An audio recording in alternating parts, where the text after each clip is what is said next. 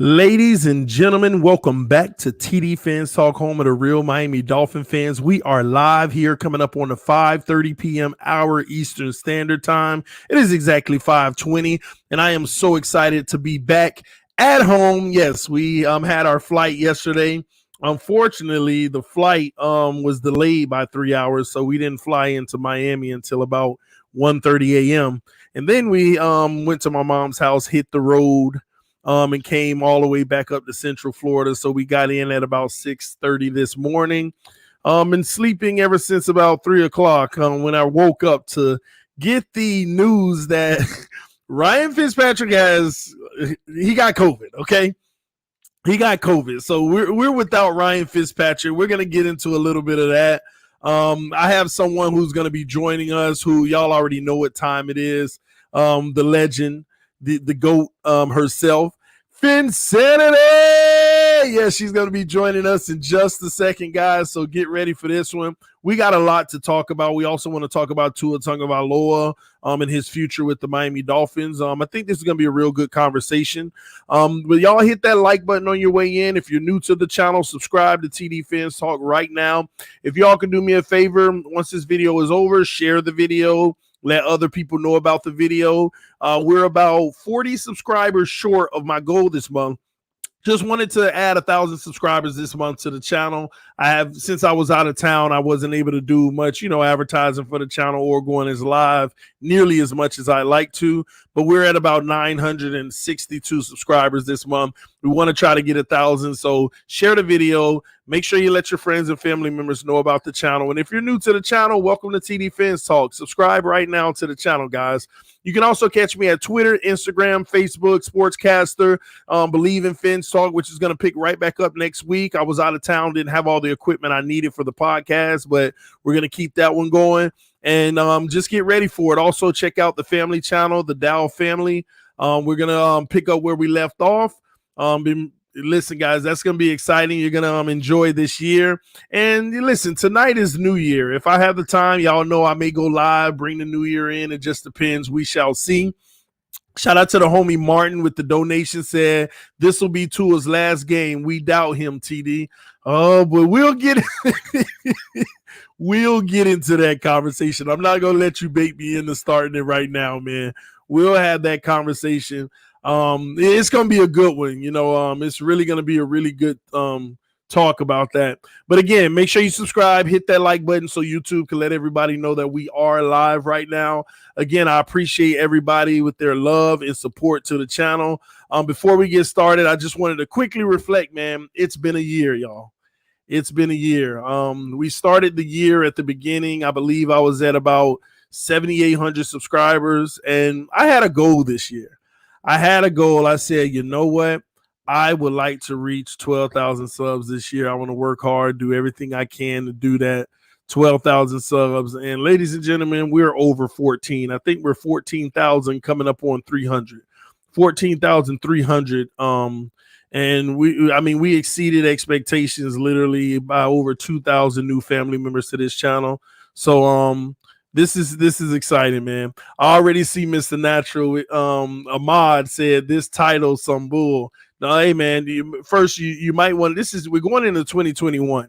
Okay, ladies and gentlemen, we're going into 2021. If you don't have an open mind and we're going into 2021, you still got about 6 hours to work on yourself. All right. If you don't have an open mind and we're going into 2021, you still got about 6 hours to work on yourself. Open your mind, man. Hear the argument hear what we have to say before you automatically make assumptions, man. I mean, come on, man. If you worried about the title, you need listen. Hear the conversation first. Shout out to It's Astro with the donation. Hey, TD, Happy New Year's. Happy New Year's to you all as well. But I'm not going to prolong this any further. We have none other than Finsanity rocking with us. What's up, girl? Hi, everybody. Happy New Year. Just wanted to say that to you because you probably won't hear from me tonight. So Happy New Year. Hi, TD. Hi, everybody. What's up? Fins up. Let's go. DWA's in the house, everybody. So DWA. Shout out to DWA, man. Fours up. You know what the four is about. Let's go. Let's go. And by the way, that reminds me, I know everybody was happy they saw me in the commercial and stuff, but be on the lookout for the Miami Dolphins new mashup. They hit me up again. They want to include me in a video that they're making about that game last week. So get ready for that. You should see it at any point, but that should be exciting as well, man. I'm happy to be in that one as well. So y'all will see it once they release it. Shout out to Red Devils with the donation, said Happy New Year, big game Sunday. Yes, it is. But let's get on to breaking news. Finsanity, I want your initial thoughts after hearing that Ryan Fitzpatrick has COVID. What hit your mind? What was your thought process right away? Well, at first I didn't believe it, so I went and I checked every source that I know, like every media platform that I know, and then once it sunk in, I was like, it's Tua time, and I wasn't afraid of it because I know what this young man is capable of. Has it translated 100% yet? No. But I have my thoughts and theories about why he's a little bit more cautious and protective with the ball. But I know Tua can make those throws. Tua can go out there and win this game. Let's not forget, after a severe thumb injury, we're going to call it a severe thumb injury because it kept him out of the game. He came back, had an amazing game against the Bengals, played up to what we know he can do. Then right after that, he had an amazing game, amazing fourth quarter against the Chiefs. This kid knows how to ball. It's the fact that we forget that some of his weapons and the guys that he would be comfortable playing with are not out there along with him to help him, through these games. Tua is about, thank you, Martin. Tua is about to show out, and I truly believe it. It is Tua time. It is time for this man to show us what he is really, truly about. And no moment is big. He's been in big games before. He's been on big stages before. I know a lot of us are worried about what happened in the Raiders game. You think we should be able to just take care of that team. We were hurt. We were injured, But at the end of the day, I'm comfortable with what this team is going to put on the field as a team. We're going to go out and win this game. It's not all on Tua. Stop putting it all on Tua. We have two running backs that can go out and get us 100 yards. Let's not act like we haven't had that in a very long time. I think since Jay Ajayi. So it's been like 4 years. Like, let's really talk about it. And this defense is playing in ways that only me and you and some other people really thought it could be. And I don't even think we've truly reached our fullest potential. These guys are going to leave every single ounce on the field, and it's going to make it even better. I wouldn't be surprised if we have a defensive touchdown. Don't quote me on that. But this is about going out there as a team and getting it done. If we can go over there and run the ball, then do it. If you need Tua to go out there and make the throws, just say, Tua, go get it. Because something tells me that right now he's playing a little hesitant because he's just thinking, don't turn the ball over. But I think if they say, Tua, just go out there and go get it for us, he's going to do it. He did it against the Chiefs, people. He did it against the Chiefs in the fourth quarter. He just said, you know what? Let's just go get it. And, we could all, nitpick some plays that would have put Tua in a better opportunity against the Raiders. But you know what? We got the win. It was one of the best feelings that probably any of us have had about this team in the last umpteenth years. So I'm ready. Tua's going to be an elite person. Hopefully that's that would be sweet. That would be sweet. That would be sweet. If he is, that would be sweet. I'll tell you that. That would be sweet. All right, so it's my turn. Yeah, let's go. Let's hear what you have to say because we already know where this is going. It's all down now. Now you doing it too, Fitzpatrick. You jumping the gun, automatically assuming where it's gonna go. It's about to be 2021, Fitzpatrick. We ain't gonna turn over a new leaf. Come on now, hear me out first, okay? Go ahead. But you're right. You already know where it's going. All right. So first of all, there's a few things I gotta debunk. Okay. Mm-hmm. This notion that Tua's been on the big stage is a bunch. That's not true. It's just not true. The guy comes into a national championship game, throws a ball on the left side of the field down to the end zone, and it's a touchdown. And all of a sudden, he's the GOAT. I'm saying that I'm trying to exaggerate that because people need to understand that was a big play in a big moment But that's not the end of the world. People every time, Tua's been on the big stage. Did you see that game where he threw that touchdown to win it? Like, if it happened in the first quarter, the same play, it's the same thing. You throw the ball. And was the wide receiver not wide open? Yes. Beautiful pass. He gets all the credit in the world for it. So that's fine. Okay, I give him that. Great play, big moment, blah, blah, blah. But at the end of the day, people need to stop amplifying that situation like it was the Super Bowl. Okay? But anyway, shout out to Russell Vord said, I fully support Tua, but if Jets takes a well at 3, it's very possible that the Dolphins take Zach Wilson, number 3 overall in the 2021 draft. We gonna get there, Russell. We're gonna get there. Let's stick back to these things I have to talk about. All right. So that's one thing with the whole Tua thing. Okay. Number 2, in regards to this game and COVID, when I first heard that Fitz was out, I freaked out. Because let me tell you something. Like, oh my gosh, this is so loaded. Okay. Let's go with the good first. If Tua comes in this game, balls out, and wins this game, it is going to be so huge for his future. Like, you come and you beat Buffalo without Fitz, and you win the game, you make those throws, blah, blah, blah. It's the best thing ever. Like, everybody's going to be in love. We're in the playoffs. We're the 5th seed. No matter what's going to happen in the playoffs, it is so huge. And that would be it would be so amazing for Tua. Everybody, including myself, yeah, Tua, period. Like, he can even manage the game like he's been doing. But if he gets the W and don't put up 95 yards, at least 150, we're going to be ecstatic. Okay? Okay, go ahead. But here's the issue. What happens if Tua struggles? Let me stop the word struggle. He hasn't struggled. He just refused to throw certain balls. That's what I want to get clear. People need to stop saying Tua is struggling. Completion percentage is high. He's not turning the ball over. He's not struggling. He's just refusing to throw certain balls. He's making a decision to check down sometimes when bigger opportunities are there. Okay? So he's not struggling. Let's get that straight. But say he goes into this game and he still refuses to throw the ball, and where, quote unquote, everybody's covered and we require the quarterback to throw somebody open, and he refuses to throw it, and we lose the game, this isn't going to be good. Because God, oh my gosh, God forbid he gets benched for Jake Rudock with 8 minutes left in the game. I doubt that'll ever happen, but if it does, he's done. Let's just say that now. If Tua comes out with 8 minutes left, we down by 3, and they bench him and put in Rudock, he's done. He's no longer a Dolphin. This is his last game. That ain't gonna happen though. Okay, that ain't gonna happen. It better not happen. Oh my gosh, it better not happen. Okay, but if he goes into this game and he struggles, oh Lord.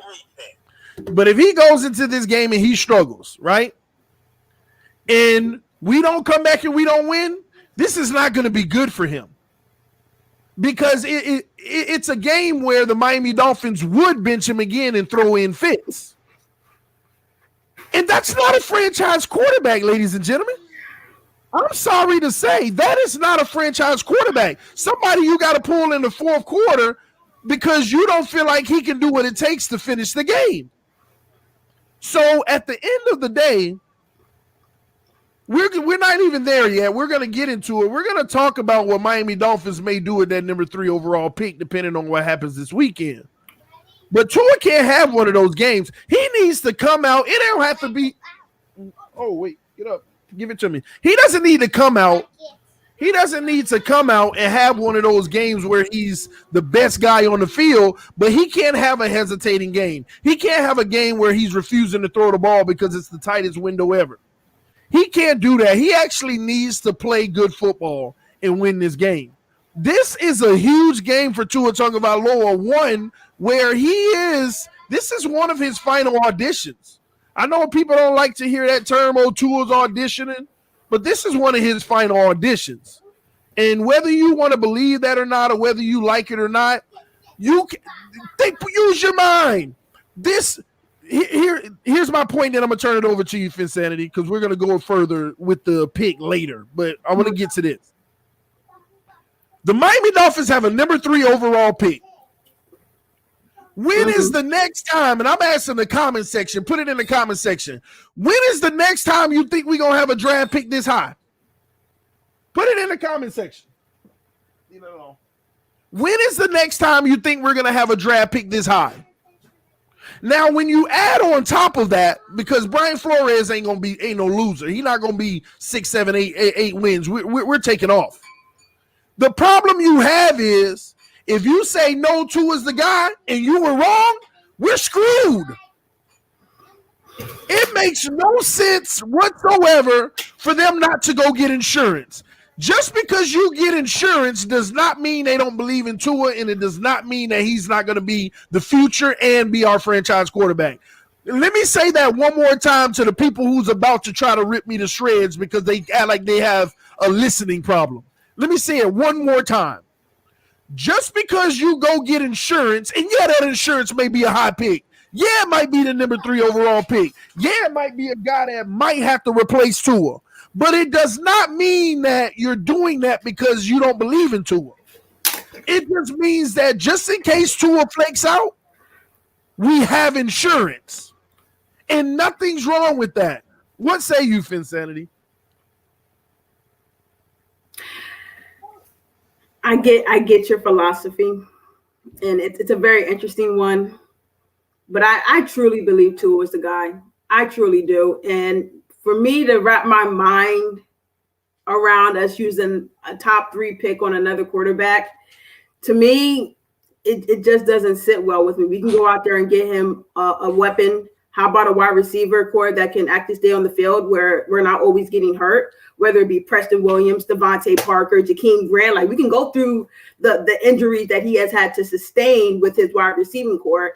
Not only that, our best running back was out for, I think it was COVID-related reasons in Myles Gaskins. He had to go with So there was Jordan Howard on the depth chart, then Matt Breida, then Gaskins, then Ahmed. So his best fourth running back, who is probably now our second best running back, revisionist history. We've had some injuries on the offensive line. They've sometimes played up, sometimes played down. We can all go through all of that. Gesicki's been out.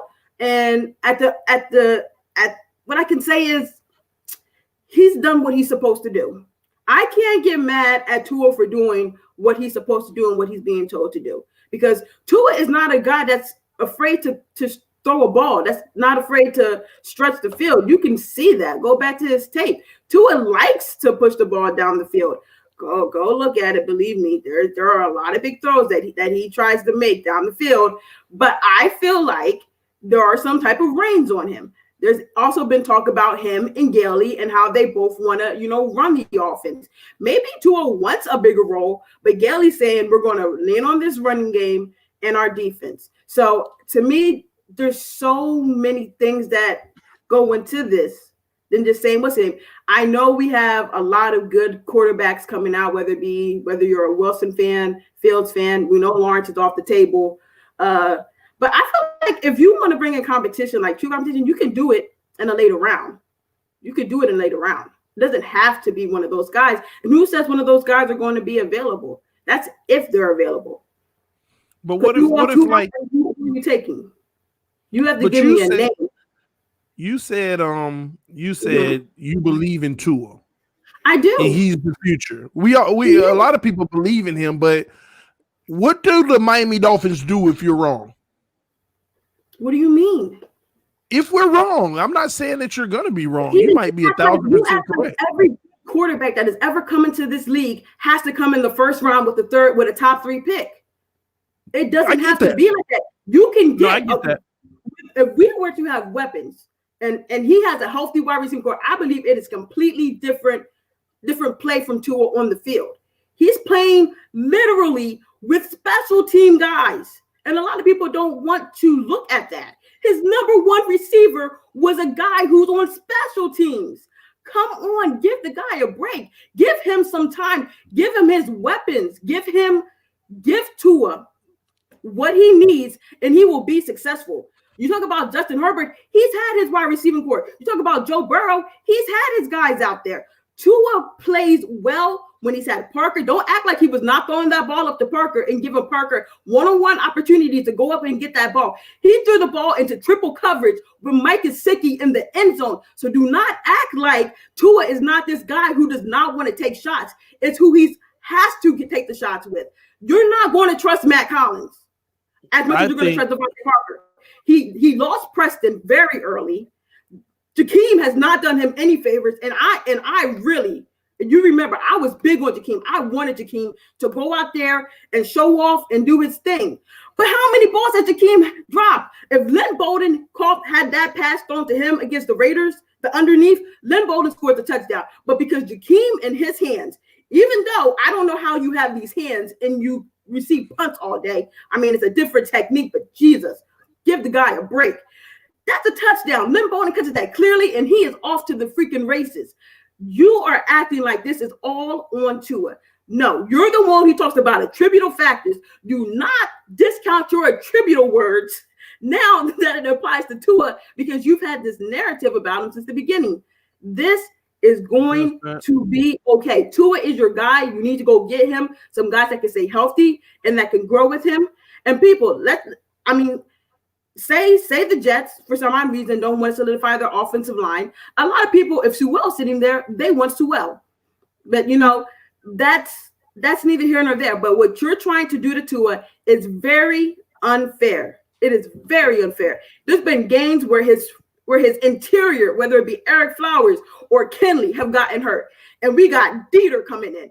When's the last time we've heard from Dieter? Exactly. So if you want to talk about Tua, let's not just put it all on Tua. Let's put it on this team. This team, countless times, with the third hardest strength of schedule, has found ways to win. People did not see us here. Hats off to you because you saw us being here. You want to talk about Herbert? Oh, Herbert, I think, had the 23rd strength of schedule. You want to talk about Burrow? Wait. Yeah, Burrow probably had the 27th strength of schedule. So, yeah, they don't put up some numbers, but against easier competition. I'm sorry.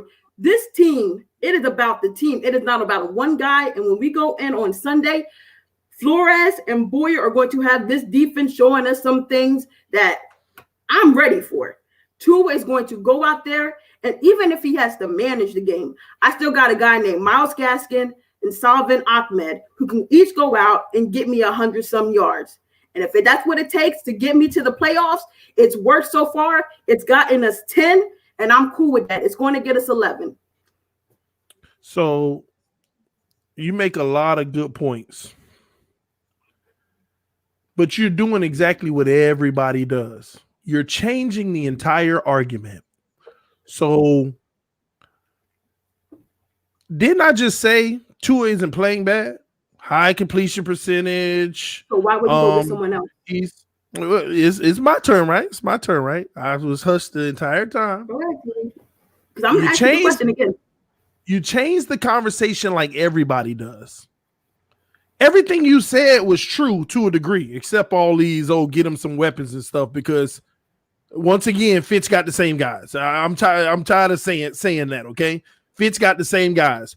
Guys are going to drop the ball, but at least you make the throw. I've never complained about Tua with guys dropping the ball. See, we keep on bringing up arguments that we're not even arguing. We're defending Tua with stuff that nobody's arguing. Well, this person was dropping the ball. Nobody's arguing that. That's not an issue. If you want to talk about the point of what I actually said, which is Tua needs to actually throw the ball. He's not throwing it in risky situations. Tua's only threw the ball probably in his entire season 15 times in tight coverage. Out of the whole time, he's only threw it 15 times in tight coverage. And everybody watching right now, don't sit here and act delusional and act like 10 of those 15 times wouldn't almost picked off. He got to be the luckiest quarterback in the NFL, because at least 10 times a guy had the ball right in his hands and they dropped it. So don't tell, you got to be a delusional Tua supremacist or something, I don't know, to ignore the fact that the guy has only thrown 15 contested balls and 10 of them the defender literally dropped. And I think that's what's shaking his confidence. This ain't Alabama. This ain't Alabama where guys are 100% wide open. You're going to have to make the play in tight coverage sometimes and get rid of the ball at the right time. You're going to have to shove it in there. But every time Tua does, it's almost picked off. And that's why I think he holds on to it. People are like, well, the man only got two interceptions because he don't take chances. He's supposed, you know, that's crazy. I can't believe I'm finna say this, but he's supposed to have more interceptions. Maybe we wish Tua had 6 interceptions because that means he took a whole lot more chances and he made a whole lot more plays that were successful too. And he got a lot more touchdowns as well. The problem with him is Brian Flores trusts him to manage the game and not lose it, but he don't trust him in the final minutes to grab the victory when we need it the most. He's only done it in one game, a game where they were playing cushion and zone. Flores knows this. What other reason would we pull him 2 times in the fourth quarter and start Fitz? There ain't no other reason. It's that simple. They trust him to manage the game because he won't make a mistake that'll get us out of the game. But thank you for managing it the whole time. Now we'll use Fitz to finish it off. That ain't no franchise quarterback. That is a game manager. Unless we about to be like the Saints and have this dual situation all the time because one guy ain't trusted more in one situation over the other. So at the end of the day, I'm not arguing Tua had drop balls. Everybody knows that. I already said, let me say this again for the people who act like they don't want to listen. I already said, Tua is not playing bad. Y'all need to stop that narrative. He's completing the ball at a high percentage. He's not making the mistakes. He's playing very well. He just has a problem with not taking chances in tight windows when no one looks open, but you see somebody that you might can throw open, but it's too close. You know, I don't want to do it, but you know what? I'm going to do it right now. Oh, I almost picked. Something ain't right there. Something ain't adding up right there. So at the end of the day, I don't have a problem with Tua. You said, then why would you go draft a quarterback at number 3? Because I don't live in a world where I'm putting all my eggs in one basket, and if that basket gets crushed, I have no eggs. So I live in a world where since we don't know 1,000% without a shadow of a doubt that he's the future, then you go get you another guy and you let them compete. That ain't even a knock on Tua, because if he the guy, he gonna beat him out anyway. If he, and another thing, so we're just supposed to sit here and ignore Chris Grier. Last year, Chris Grier said it before the draft. Y'all worrying about quarterback, this and that. I might get a quarterback early in the first round this year and next year. These are Chris Grier's words. I might get a quarterback early in the first round this year and next year because we have the assets to do it. And what we just about, yeah, he just said that, but he got Tua, so he don't need to now. You think that if he says, I might get a quarterback this year and next year unless I get Tua, no, that ain't how it works. He's saying that because he's going to always make sure he has depth at every position and competition at every position. Tell me they ain't building this roster to have depth and competition at every position. And you be wrong if you think they won't do that at the quarterback position. Because some of y'all in y'all mind be like, some of these people in their mind, they be like, oh, no, but you don't do that in the quarterback position because that's controversy. If they ain't show you that they're defying the odds with controversy already, because, well, you don't sit your starting quarterback. These ain't normal GMs. Chris Grier and Flores ain't your normal. First of all, I love them because they think outside the box. All this stuff that people think is the way football's supposed to go, and the way they think that you're supposed to run your team, they went opposite, and it's been working. And showing people, stop with these old notions of, well, you're killing your QB's confidence. Anybody who say Tua's confidence is being killed, and if it's true that it is being killed, you shouldn't want him as your starting quarterback anyway, because that's some soft pie stuff. That's just straight up some, and that ain't Tua. I know that ain't Tua. Tua confidence ain't shook. But y'all who be making those excuses and stuff, No, they're going to go with the best guy available, whoever gives them the best chance to win. And I could really see the Miami Dolphins at number 3 saying, we select one of those quarterbacks, one of those top quarterbacks coming out. I could really see it. And what I'm trying to help y'all understand is don't get mad at me because this is not a knock on Tua. Y'all act like just because I say we can go get number 3 that I'm saying something bad about Tua. No, it's just they going to have insurance. Don't you want your team to have insurance? Like, come on, y'all. This is every position. Because nobody wants to answer the main question I keep asking. If we all believe in Tua and feel like he's the future, what do we do if we're wrong? Nobody wants to answer that. Nobody want to answer that. They were, yeah, but I don't think we'll be. No, that wasn't the question. What are we going to do if we're wrong? And I understand you can get them in the 4th round or this and that. But at the same token, you got some good quarterbacks right now. You might want to go ahead and take one of them. All it is this is a possibility. TD ain't saying it's going to happen, but don't ignore the possibility, y'all. This is very well possible. Even if it doesn't happen, I'm introducing the possibility because what are some of y'all same people going to say if they draft the quarterback at number 3? What are you going to say out of your mouth? What will you say then? You're not going to say nothing. You're going to tell me right now, but they're not. My point exactly. Close-minded. Yeah, if they did not you, I would have some serious issues.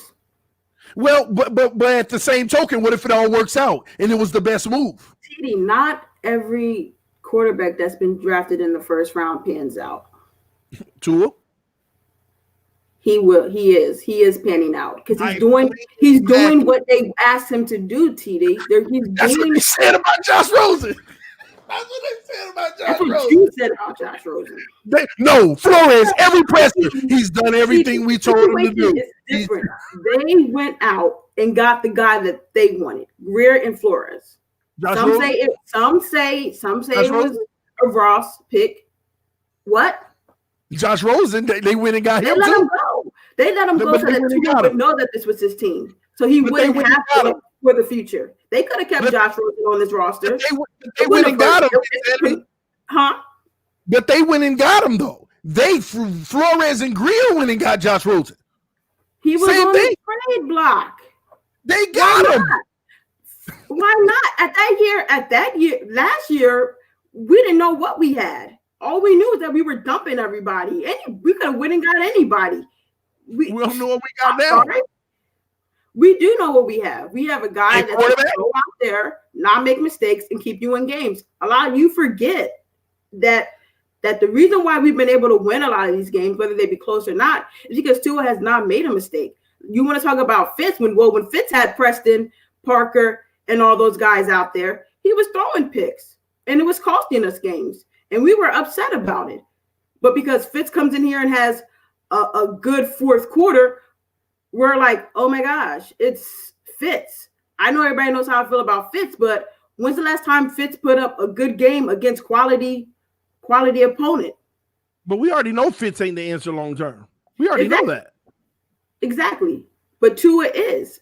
And it's shown because no matter what, after as well as Fitz has come in, created a spark and done what he has done, it's always back to as our starter. You said Tua, we have a guy in Tua that's going to keep you in games, but keeping you in games don't win games. Keeping you in games don't win games. He kept us in the last game versus the Raiders. They had zero confidence that he would win that game. Am I wrong? I don't know what their thought process was on that. You don't know? Come on. I don't know what their thought process was on that. Fitz said it. Stop. Did they have confidence that Tua could win the game? Did they have confidence that Tua could win the game? Yes. Then why did they bench him? Why did they bench him? Mm-hmm. Because you know what?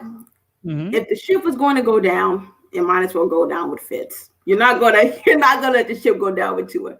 Sorry. Stop. Let me tell you what it is. That's what we going with. I know that's what you're going with, and I would too if I had your thought process on that. But listen, This is what it was. Okay. They didn't feel Tua was going to win that game, and they didn't know if Ryan Fitzpatrick would win that game. But what they did know is he would give us the best chance at the end. So whether they won or lost, go get him. It was just like the game previously he had came in and he brought us back and gave us a chance and he threw a pick at the end. We had a chance, but we still lost. If he had lost that game against the Raiders, which he was poised to do, thinking about it, everybody would be going crazy. Why did they even take Tua out in the first place? Why did they even think about it? Like, we're that close in situations where we would be having totally different conversations. Had they not grabbed Fitz's face mask, we would be like, people would be so mad that they benched Tua in the first place. Now that they grabbed his face mask and we did all the miracle stuff, like, everybody's thought process changes. And people need to think about that. And that's even for the people who want Fitz. You got to think about that. You wouldn't even feel like Fitz had it not worked out. So this goes two ways. I know I'm always talking about the Tua lovers, but even the Fitz lovers, you got to think of it that way too. And that's where this whole situation is very confusing. But I will say this. They didn't trust Tua at the end of that game. They knew that and here's why. It's not that they don't like Tua as a quarterback. They love Tua as a quarterback. They think that he has a good arm. They think that he makes great decisions.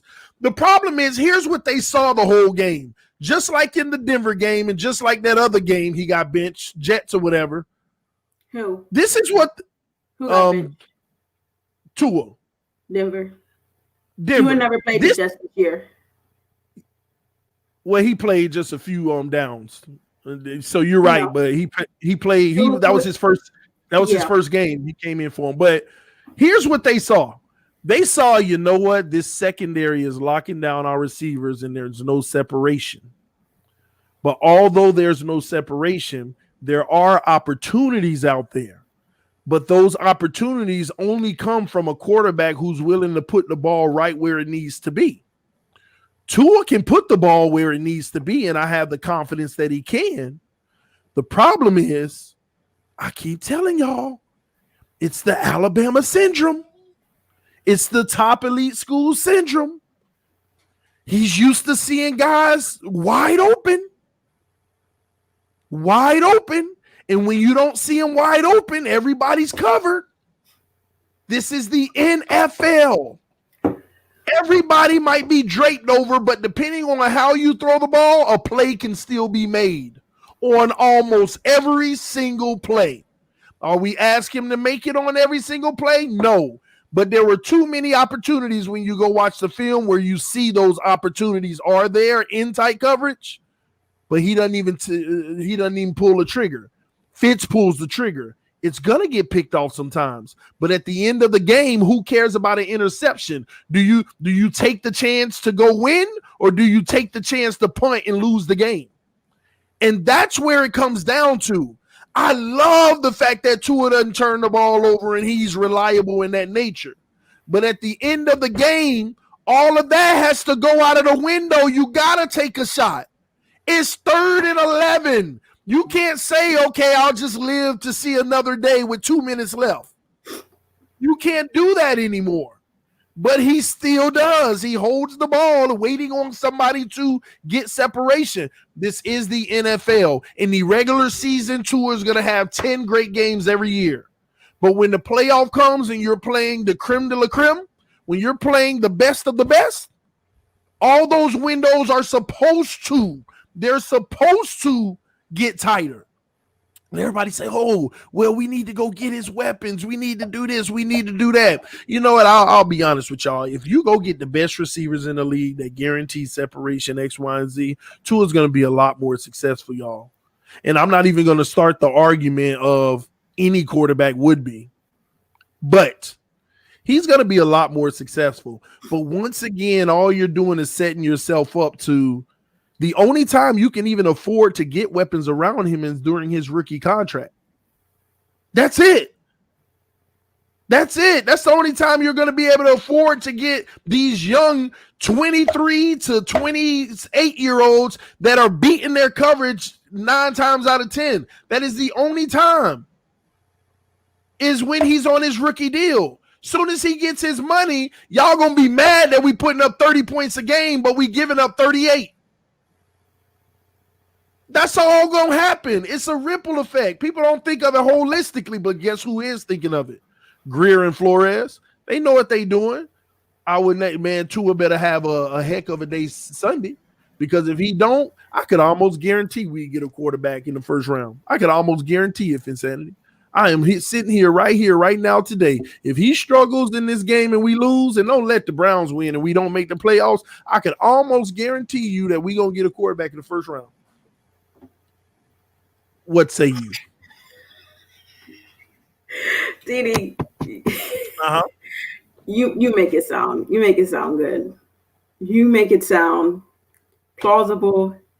You make it sound interesting, but it ain't gonna happen. It may not, but if it does, then what? Listen, what? No. If it does happen, then what? First of all, here's the expectation, and this is the one thing a lot of people don't talk about it. People don't expect too much from Fitz. You can get Fitzmagic or Fitztragic, and people will be like, all right, cool, blah. There's actually expectations on this kid's head not to go out there and make mistakes. Fitz could have went out there and threw 3 interceptions, and we'd have been like, oh, that's Fitz. Tua goes out there and throws 3 interceptions. We're going to be like, what the heck is going on? So as you saying, oh, Fitz is, taking these shots and all that, Fitz has that internal freedom, that intangible freedom that some of us absolutely hate. Because it's like, oh, if he goes out there and does that, we're just supposed to accept it because that's the narrative around him.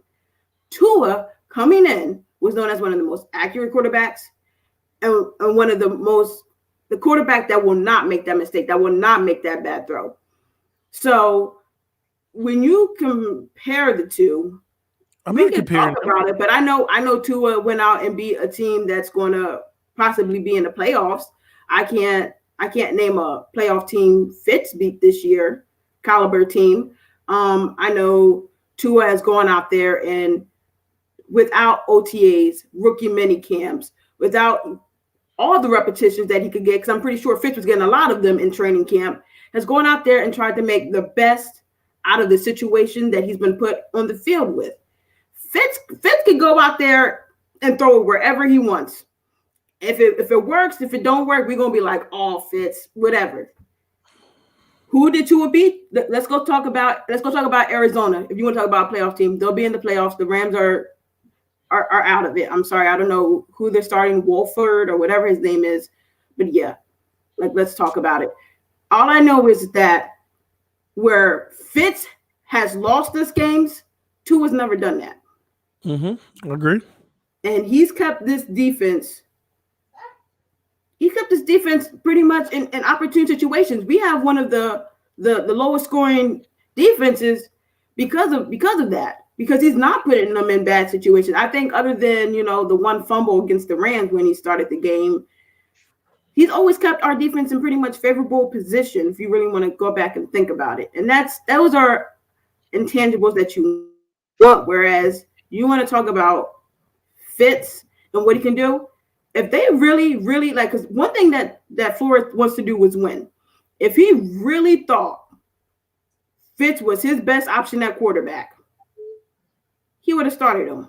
There was no reason, especially coming off of that Raiders. No, especially coming off that Raiders game. It's for the playoffs. There's no excuses. Leave it all out on the field. You got it. Best players play. That's always been his philosophy. So if Fitz gave us the best option, then listen, they obviously believe in this young kid. And I think we as fans, we haven't been here in a very long time. And since we haven't been here in a very long time, we don't know how to react to it. This is very unprecedented that a team that's on the cusp of a playoff will have a top 3 pick. But it comes full circle as a team. One thing that you've always talked about, and one of the first conversations we and you have ever had, it's a very long time ago, so it might have left your mind, was the fact that if you have an amazing defense, a good running game, You could put a quarterback in there and win some games. Tua has gone out there and won. Oh, Mr. Ballgame's here. Mr. Ballgame, you have to hit me up because I owe you a t-shirt. I did not forget about our bet. I was going to tell TD to tell you to hit me up, but email me so I can like cash app you or something so you can pick out whatever t-shirt you want. I did not forget about our bet. I lost it. You won. Congratulations. Happy New Year. And that's the one thing that me and you agreed on, and it was one of the biggest conversations that we had. Tua is going out there, like I said, with guys who some of us are like, who is that? Why are they here? And why are they starting? If Tua had Preston, we saw how Tua was driving that ball to Preston on those quick slants. If Tua had Parker, we saw how Tua was giving Parker a chance on one of the situations and just throwing the ball up to him. If Tua had Gesicki out there, because I'm pretty sure Gesicki played a better percentage of downs with Fitz than he did with Tua. And like, granted, it's a longer game. When the fourth quarter comes, you kind of have to be out there, Gesicki. But stop acting like we have to take a quarterback with that third pick. To me, it's the wrong decision. I didn't say we have to. It's going to be a narrative, TD. It is okay. So when Chris Greer said last year, but TD, because Arizona did it. When Chris Greer, no, forget them. When Chris Greer, I'm going off of what our own general manager said out of his own mouth. When he said, I might take a quarterback early in the first round this year and next year. So we just ignore that just because we got Tua and we don't want to hear that. I mean, I don't think he thought it was coming at the third pick with Houston, because I don't remember exactly when Hopkins got traded, but I'm pretty sure it was after the draft. And that's when he was talking on that. So yeah, if you're talking about, maybe like mid-20s and all that, sure, why not? But I don't think he thought that he would be having the possibility of the third pick. No. That's a different situation, TD. We've already gone through this. Why do we always get so bothered by competition? Good competition. It's not TD. No, we're not bothered by competition. That is a waste of pick. We need talent. We need a wide receiver. Not a wasted pick. We need a wide receiver that can play 16 games. How about that? No, what we need is to know that we have our franchise quarterback and stop being fans and guessing and acting like we know we do. That's the problem of the Miami Dolphins, and it's always been. We get a quarterback that we love, and we automatically, no matter what they do and what we see from them, we make every thousand excuse in the world of why they're the franchise quarterback from day one when they ain't even proved nothing. That's our issue. We just automatically, well, that ain't gonna happen. He's our guy. He's our guy. He's our guy. The guy could have came out and threw 8 interceptions every game, and people would have been, maybe not you, but people would have been, it's his rookie year. Just give it. Like, come on. That's the biggest thing.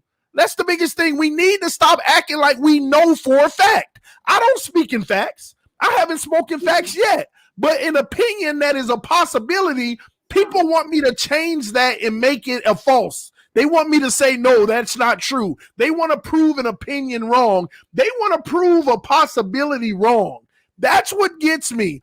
It is very well possible that the Miami Dolphins could draft a quarterback at number 3. But just because people don't like it, no, that's not happening. We have come on. A quarterback at that third spot. You have a chance to get one of these revolutionary wide receivers, and God forbid, Sewell actually is at 3. You have a chance to completely. I told you earlier if Sewell is at 3. I told you earlier, Fitzpatrick. That's unfair. I told you earlier. And Benai Sewell, who? Fitzpatrick. I told you. He needs to throw. You're proving my point right now. You're proving my point right now that we changed the conversation. We were off the air, and I even told you earlier, it's a no-brainer. If Sewell is there at 3, we got to get him.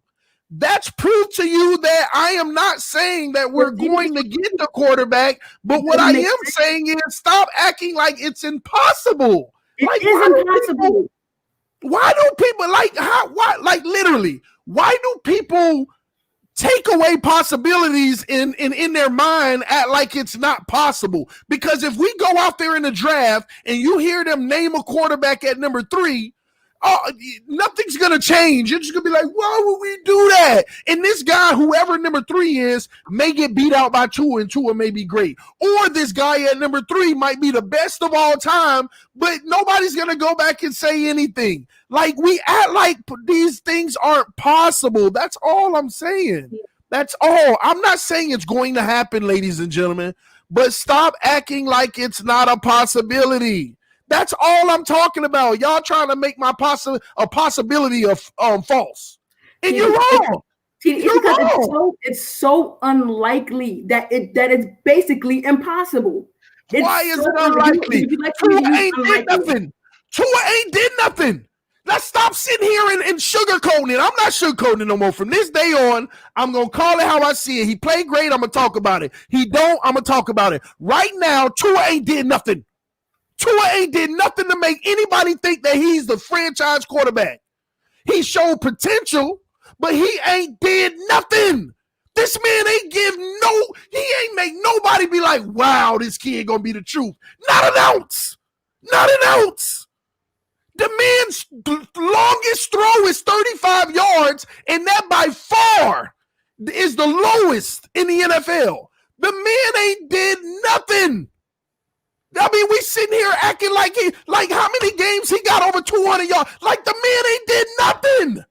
And we sitting here and acting like, come on, oh my God, like, come on, y'all. Are we kidding ourselves? When was winning not good enough? No, that's another thing. We always want to, Tua 62. Tua ain't 62. This team is. This team is. Let's get that straight now. See, when we win, we want to say the quarterback is the reason. Tua ain't 62. I said this defense. Team is 62. And I'll give you another thing. If our running game was trash, the way it was last year, Tua wouldn't have the wins he have now. Truth is, the offense have really been moving the ball on the ground. Facts. And that's a blessing. Of course it is. But at some point, your quarterback has to carry you. And he ain't done that all season except in Arizona. And that's why Fitz comes in at the end of the game. They have zero confidence that he can carry us late when you need it the most. That's the problem. If you run the ball, why not do it? Of course. No. We have to. Right? We have to because they're you know what? You know what? They don't have to throw it on his face at once. To be honest with you, that ain't even true. That ain't even true. You said if you know we can run the ball, why don't we? We've been shocked. That ain't even true because we ain't never known we can run the ball. We shocked every time we get yards on the ground. Tell me I'm wrong, Dolphin fans. Yes or no? We're shocked every time we run the ball well. Every time we run the ball well, we're shocked. We don't go into the game feeling like we're going to have a 100-yard back. We're shocked. What Gaskins did last week, we were shocked. We were impressed. Yeah, oh my gosh. I didn't see that coming. Nobody all season has seen a 100-yard back in no game. And when we get one, we're like, wow. So don't say, oh, well, if you can run the ball, you do it. We don't know that we can run the ball. We go out there and we run it. We like, oh, man, we getting first downs. We running. Thank you, Gaskins. Thank you, Ahmed. This is like, come on. And then we sit here and talk about Tua got fifth-string receivers. You act like Ahmed wasn't the third, fourth-string guy. I mean, we've been playing, but he's producing. At the end of the day, I don't like all this stuff. We make every running the ball, throwing the ball to these guys. I can for the first time literally say, like y'all tell me if I'm wrong, and maybe I am, but I can't believe, like, this is so shocking what I'm about to say. I cannot believe I'm going to be allowed to say this. Me out of all people. I'm hearing more excuses for Tua than I myself made for Tannehill. No. Oh my gosh. No. Like, I can't believe I'm the first to tell you I made every excuse in the world for Tannehill. But I feel like I'm hearing more excuses for Tua than I ever made for Tannehill. And that is mind-blowing to me. It's self-admitted, ladies and gentlemen. self-admitted right here live that I made excuses for Ryan Tannehill. Self-admitted, but I feel like y'all are making more excuses for Tua than I ever made for Tannehill, and that blows my mind. It blows my mind. Tua, I feel, has the potential to be great, but he ain't showed us that yet. He has not showed us that yet. That is all I'm saying. I'm not going to sit here and make it seem like, well, this kid, man, I ain't seen nothing to wow me. Like, who has? Anybody seen something that wowed them? Name it. Yeah, I want to hear it. I am wowed. I am wowed. He's not playing the ball in dangerous situations. He's keeping my defense in this game because they're playing the ball, their behinds off. He's out here doing what he's told. I just can't believe he's out here doing what he's told. You said he keeping the defense in the game without weapons, TD. Y'all tell me in the conversation. Why is that not you? Hold on. When have you ever heard of a defense? When have you ever heard of a quarterback keeping a defense in the game? Ain't the defense supposed to keep the quarterback in the game? TD. So if he was out here throwing interceptions, keeping that defense on the field, they get tired. I'm sorry. He's keeping them in this game. They're keeping both in the game, actually. The defense has a bigger role on it, but not committing turnovers, not making dumb asinine mistakes. It's keeping them in it. It's giving them a fair shot because teams have to drive on us instead of it being no. You don't give a defense a fair shot. You listen. You don't. The quarterback does not give a defense a fair shot like that. I understand the turnover thing in your own territory and things like that. I get that. But who produces the points? Because the defense can play lights out. Mm-hmm. The defense can give up one field goal in the whole game, and that is lights out to me. But awesome. if your offense don't score at all and you get zero, the offense has to lead the way, Finsanity. The offense has to produce. The defense is supposed to maintain. There ain't a team in NFL history average 10 points a game. There ain't a defense in NFL history average giving up 10 points a game. You gotta score the ball. And another thing with Tua, his problems go deeper. It's one thing that we can't get in the end zone. That's one. But the second problem Tua has is when he does get about 3 first downs and we're at the 35 of the other team and he takes a 10-yard sack and we got a punt, but we were in field goal range. How many times has he done that? I could count at least 5. This man done actually got 3 or 4 first downs. And we've gotten in the field goal range, and it's been 3rd and 3 or 3rd and 4, and he takes a sack. That's another thing. You're taking potential points off the board too. Is this not a team game? Yes, it is. We're managing the clock. It's obvious by trying to run the ball as much as we do. We're trying to keep our defense off the field. The Chiefs we're trying to put a point. Do the Chiefs manage the clock? Tell me why they don't manage the clock. Do the Chiefs manage the clock? The Chiefs defense can't stop anything, though. Our defense can get stops. But the Chiefs, okay, if the Chiefs had this defense, you think they would slow it down on offense? No, they'll keep pushing it. Huh? If the Chiefs had our defense, they would be pushing the envelope. They score 45 a game, especially with our defense. Hold up, no, Dad. So you're asking a guy with Tyreek Hill, Travis Kelce. I mean, when we have a player that's comparable to them, you let me know. We can even go McCall Hardman with his speed. It's different. Okay. He has weapons. His weapons are on the field. Where are Tua's? Tua's on the sideline. I'm sorry. Watch this. Let's make this real easy for you, Finsanity. Mm-hmm. If Mahomes was a Miami Dolphin this year, what would our record be? Would he have gotten benched twice? And how many points would he average per game with this offense? See, I don't know because the weapons are different. No, I'm not going to. No.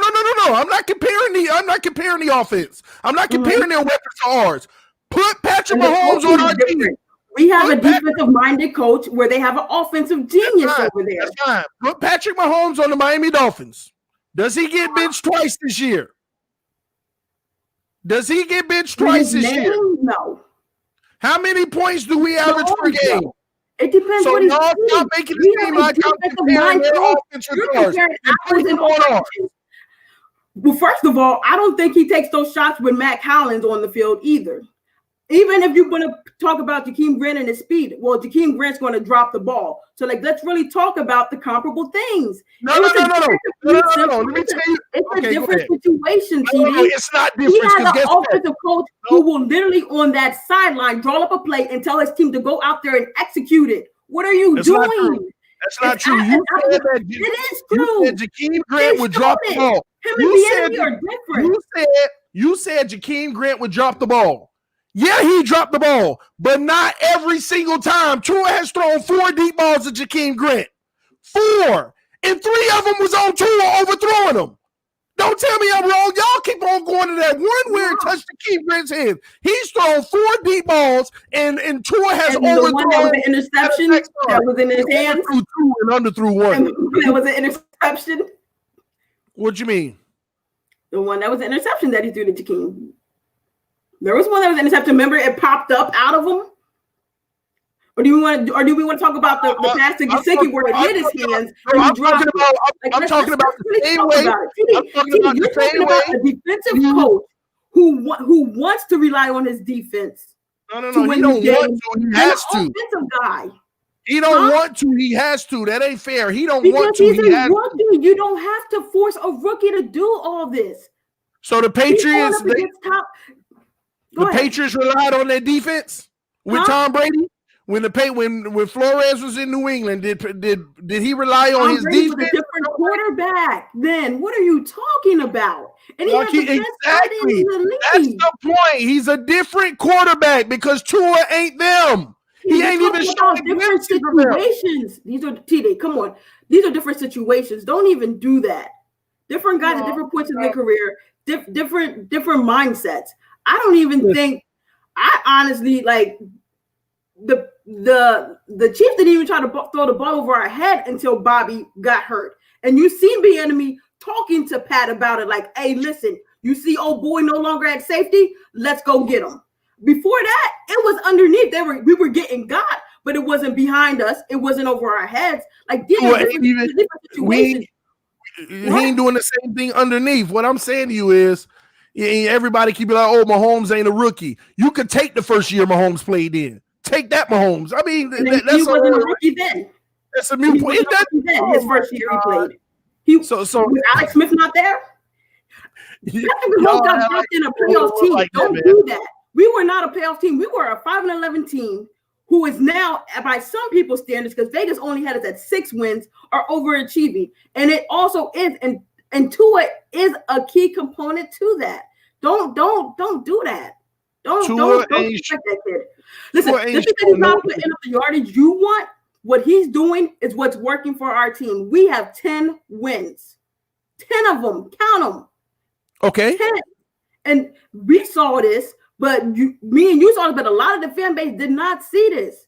This is I already knew what those literally throws an underneath pass to Gaskins that he takes down the field by the greatest block by Matt Collins that was never even a block.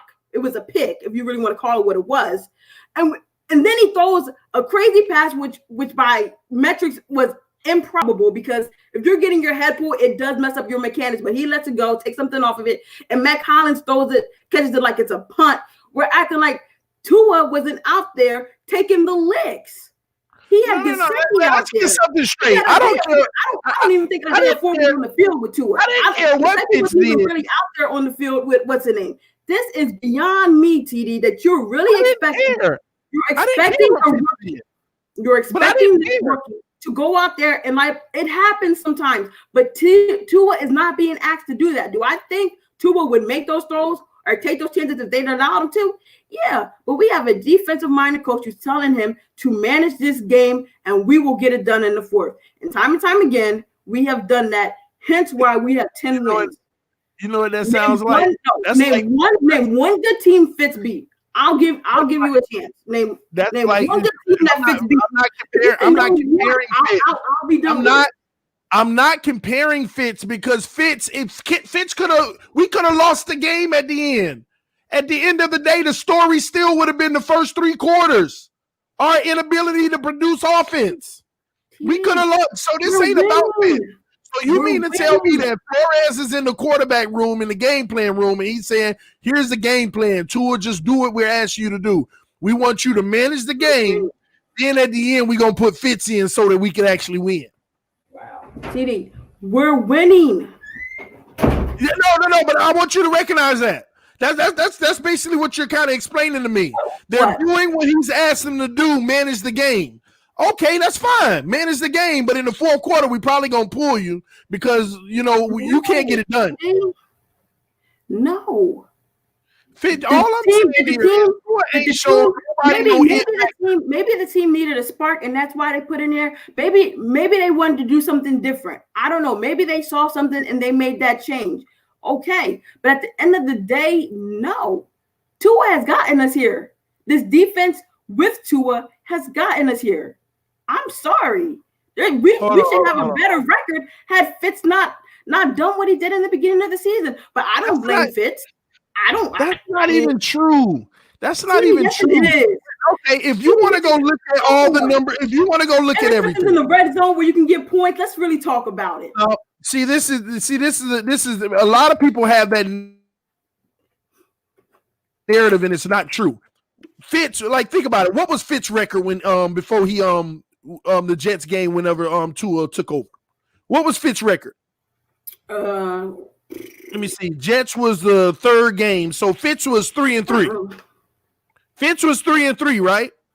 We might have been somewhere around 500, something like that. Yeah, he was 3-3. Are we forgetting the games that we lost with Fitz? Are we forgetting that they were the first three games, Patriots, Buffalo, and Jaguars, right? Yeah, and are we forgetting the mistakes he made?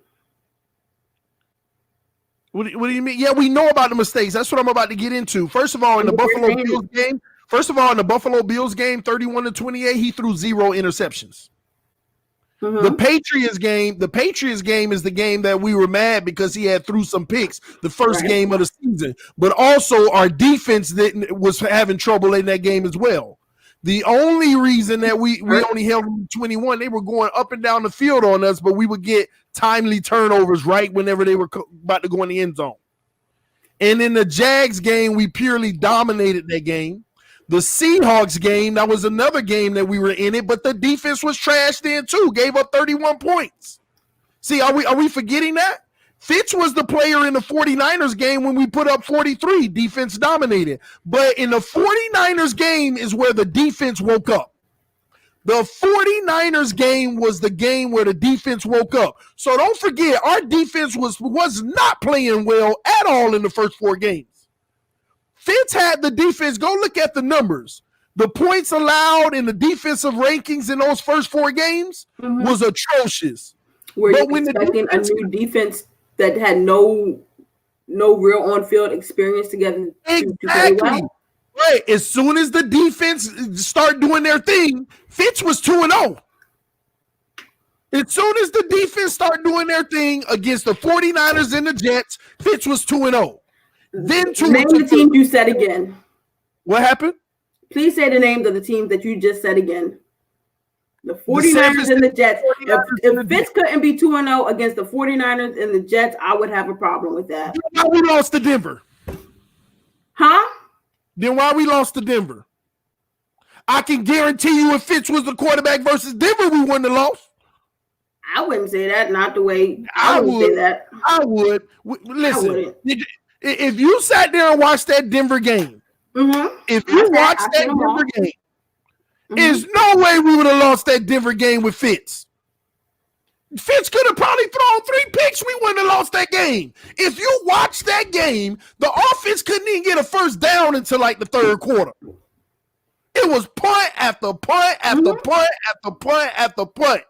And then when you watch how it was happening, nobody can deny Tua holding on to the ball, taking unnecessary sacks, going into stuff. And actually, in that game, he wasn't accurate at all. He was misfiring, throwing to the ground. Yeah. It was like a hand scratcher. Like, what's going on in this game?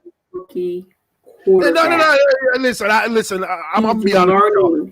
You're trying to compare a gunslinger vet to. I'm gonna be honest with y'all. When it comes to quarterback, when it comes to quarterback, I don't care nothing about that rookie talk when you got a guy wide open and you throw it to the dirt. That's all irrelevant to me. Don't tell me nothing about a rookie throwing into the dirt. It's one thing if you make the wrong decision and you overthrow a guy, but he had a chance, or you put it up there and got picked off. All those are rookie mistakes. But the mistakes he was making look like a scared. Look like for Mr. Ballgame. I'm sorry. Please drop it. Mr. Ballgame would like to speak to you. TD, the kid has only seen so much. I'm sorry. Guys, you're acting like nobody follow the link. I'm giving it the ball game. Nobody else follow the link because I'm not going to let you in. I'm dropping it for ball game. I'm just letting everybody else know because they'll load the backstage. TD. He's a young guy who's trying to learn this thing. I get it.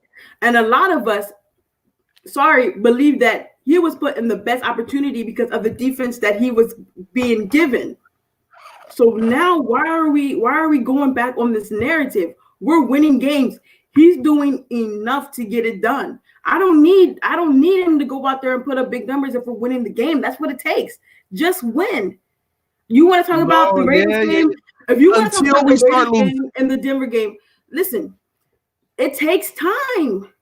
Not everybody is different. I'm sorry. It's going to take Tua time, and he deserves that chance. He is a rookie. He is a rookie. Okay. Without a single Pro Bowl receiver. You changing it again. When did I ever say he didn't deserve the time?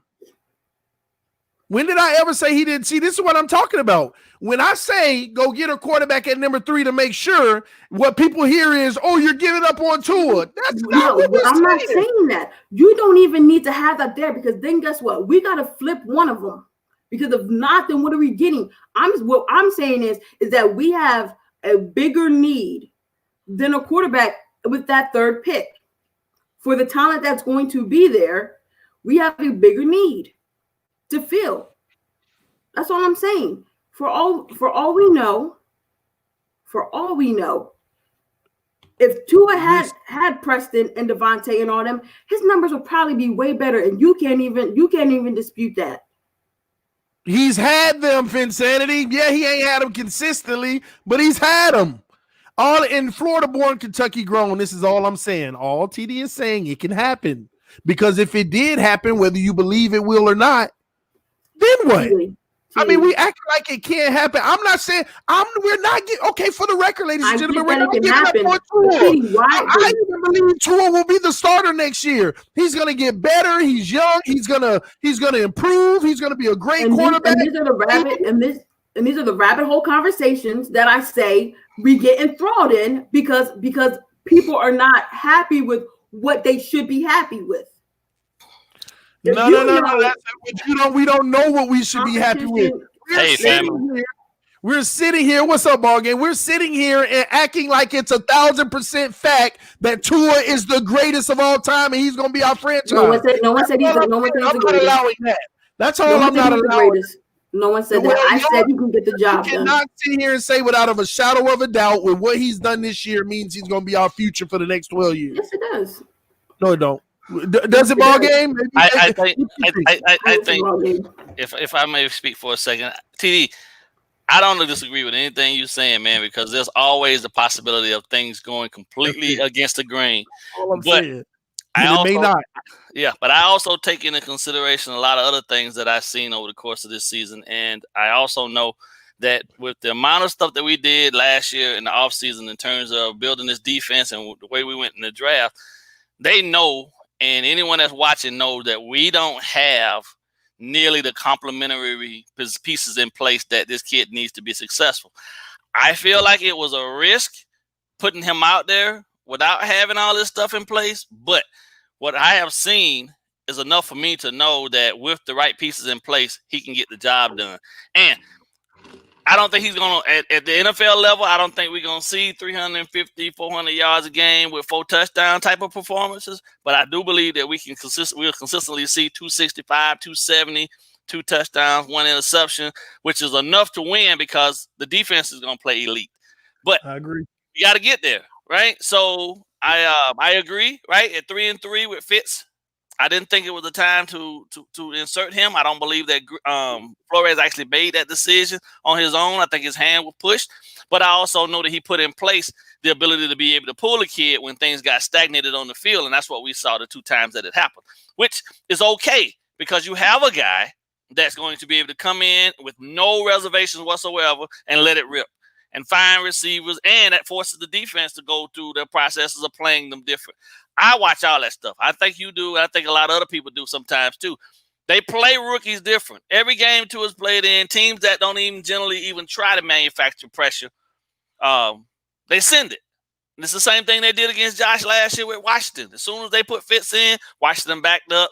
You didn't see the 4 or 5 man pressures anymore. They went 3-man rushes. They went conditional 4-man rushes of trying to actually just contain and make sure Fitz didn't get out the pocket. But those are the nuances of having a rookie quarterback. And I think that for me, I dialed a lot of my expectations back because as soon as they made the change, I knew then that a lot of pressure was going to be put more so on the defense to perform and keep us in games as opposed to the offense being able to manufacture a lot of points. Because let's be honest, without Devontae on the field, none of the other receivers are actually scaring anyone.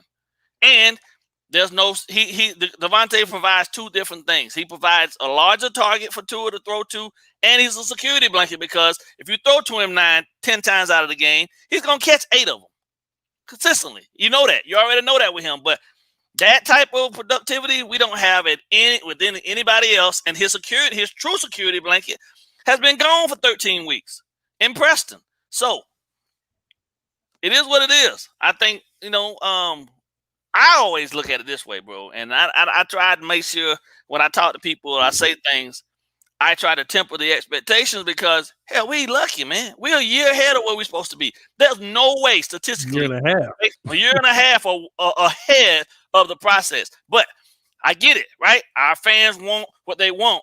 But in the same token, come on, man. It is what it is. It's a process. And I haven't seen anything from this kid not to convince me. And I'm not talking to you directly, TD. I'm talking to the people out there that's saying he's trash and all this stuff. No, he hasn't wowed you. True. I get it. And you want to be wild, yes. But Mahomes is a different type of talent, right? But Mahomes is also over there being able to do a lot of things he's doing because he has top-tier talent at the receiving position, and that offensive line is where they put their money in to protect that boy. You feel me? We couldn't have done what we did on defense going after offensive linemen and then had the same success. So we had to, you got a defensive-minded coach, right, as your head coach. I knew that's where he's going to go. He was going to spend the money first to make sure that the defense can keep us in games, and then that the offense can just manufacture enough points to win them. That's why we're never going to be – I don't think we're going to ever see the Dolphins be who they used to be with Marino out there throwing the ball 500, 600 yards a game. You know what I mean? That's not going to happen. Not in this day because as long as Flores is there, we're going to control what the other team does, but with our defense, and our offense just has to not go out there and throw the game away. So let me ask you this, ball game, because yes, sir. I agree with a lot of the points that you made, but here's my thing. Here's where the debate is, like the essence of it. Okay. Yeah. We keep talking about weapons and all this and that, right? For Tua. Okay. The situation is you don't have them. Okay. It's one thing where, you got them and you ain't got them. Now what? You got to go out there. So we could talk about it all we want about. We got to get them more weapons, X, Y, and Z. But that don't excuse your play when you don't have them. When there is opportunity. That's true. And now I'm not saying that these guys should be high flying, but we're not going to sit here and ignore the fact that there's still opportunities out there on the field that the kid is leaving or not even taking the chance. That's all I'm saying. We all know he will be better with better weapons. Well, that's a given. You give him the Diggs, you give him Preston back and Parker, he's going to be better. But you ain't got him. So we can't talk about what you ain't got right now. What is the best performance you can put together with what you have? And when you watch the film, is he not leaving opportunities or is he hesitating to take opportunities? That's all I'm talking about. Those things he has to be better at, and he has to make those plays.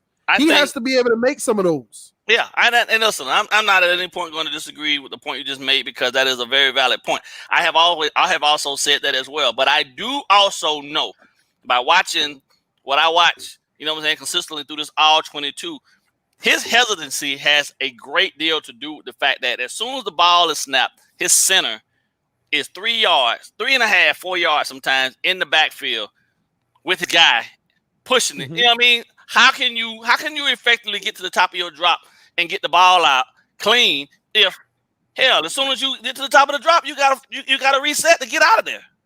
Like, our offensive line is not doing this kid any favors. But that's something that we have to address, and I believe we will as well. It's a shit show on that offensive line. It's a shit show right now. It is. I'm gonna call it what it is. I'm sorry, I don't want you to get demonetized, but that's what it is, right? I've watched this all 22, man, consistently week in and week out now at this point. And Flowers is stealing money from us. Karras needs to be a backup, quick and easy. And you know what I'm saying? Jackson, no off season. I mean, he's doing the same thing he's doing now for us that he was doing at USC. Can't control and stop a guy from going across his face because his program is backwards. For some strange reason, he wants to block outside, inside, when as a tackle, especially if you know you ain't got, you know what I'm saying, the lateral movement to stop a guy, a speed guy, from getting across your face, you got to go inside to outside blocking. But there's something that they'll fix in the offseason I'm hopeful of, right? But I see a lot of hesitancy, man, and I've seen this a lot, and even in high school, and you bring the kid to the side, and he's like, I'm like, hey, why you ain't stepping up in the pocket and ripping it? I got no time, coach. I'm like, no. There is a lot of factors. You made me think about something, and you tell me if I'm wrong, because I'm glad to hear that you watched the all 22. Am I wrong in saying that Davis is improving? No, Davis has definitely improved, bro. Davis is when I watch improved. the line on film, but Jackson's gonna be all right to me. What I see, I think he'll still be all right. Yeah. But Davis is the shock to me whenever I watch the film. I'm like, he's holding his own. I think they need to go ahead and make him an official starter and actually invest in him. Well, I wouldn't argue that point, right? If Penei Sewell were not there, but if we can't get him, then I'm okay. Listen, I'm okay with Davis being a right tackle, but we gotta move Hunt inside. Hunt is not a tackle at all. He's not at all. His feet are absolutely horrible for the position. But we had our best productivity up front when we had Hunt inside at guard. And also, I think we need to move Kenley, right? Because Jackson looked a whole lot better on the left side. When Kenley was next to him. Yes. I'm for Kenley on the left side because I saw a great play from him there. But here's the thing. If we are in the contention for Sewell, right? Yeah. Which side is he going to be on? You can that kid's athletic enough to be able to go to either side. He's primarily left, though. Would we make the adjustment for Jackson? Yeah. No. You don't want to take away the NFL experience that Jackson's already garnered. So it's easier transition to actually work in an athletic kid like Penei Sewell to the right side, and you're set because your guards are going to be mammoths and Kenley and Hunt, and then you can address. Hell, even in the first round, we still go get Creed Humphrey, and then your line is set with Dieter as a backup to rotate in between the two. It ain't sexy.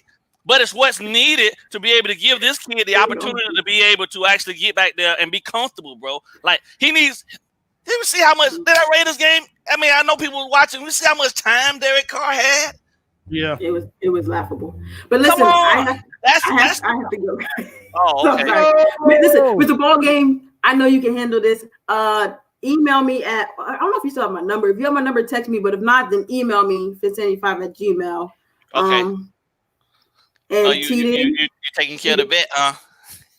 I have to. I have them all written out. TD owes me chulas, but he's not. He's saying she be changing the bets, man. Fitzpatrick be changing the bets, man. I don't remember that one, but hey, if I owe it, I'll pay up. I already got to wear a Buffalo. I'm not going to be in Florida for a very long time, so you have time. But me and Hill are definitely going to go out and eat on your dime. It's going to be. I got y'all, man. I got y'all. Oh, but yeah, definitely hit me up and I'll send you that. TD, Keep doing your thing. Happy New Year's to everyone. You guys are so amazing. And listen, fins up, put the 4 up, DWA, and All right, we're going to the playoffs. Don't even worry about it. Hey, Mr. Ballgame, we're going to the playoffs. Super Bowl. There you go. As long as he said that it's done. It's already done. Fins up, everybody. All right, thanks for saying it. I'll hit you up after this. Okay. But listen, oh yeah, man, this is perfect timing. We got ball game on here. You know, I gotta throw a jab at you, ball game. Okay. You know, TD was like, the Dolphins, I threw out my ridiculous prediction of 14 wins. And then I said, okay, realistically 11. And ball game kind of like, well, TD is a homer, but if he was to get realistic, this team is about 8-8, and I don't see 11. So what you think now, man? Are you like beyond impressed? Oh yeah.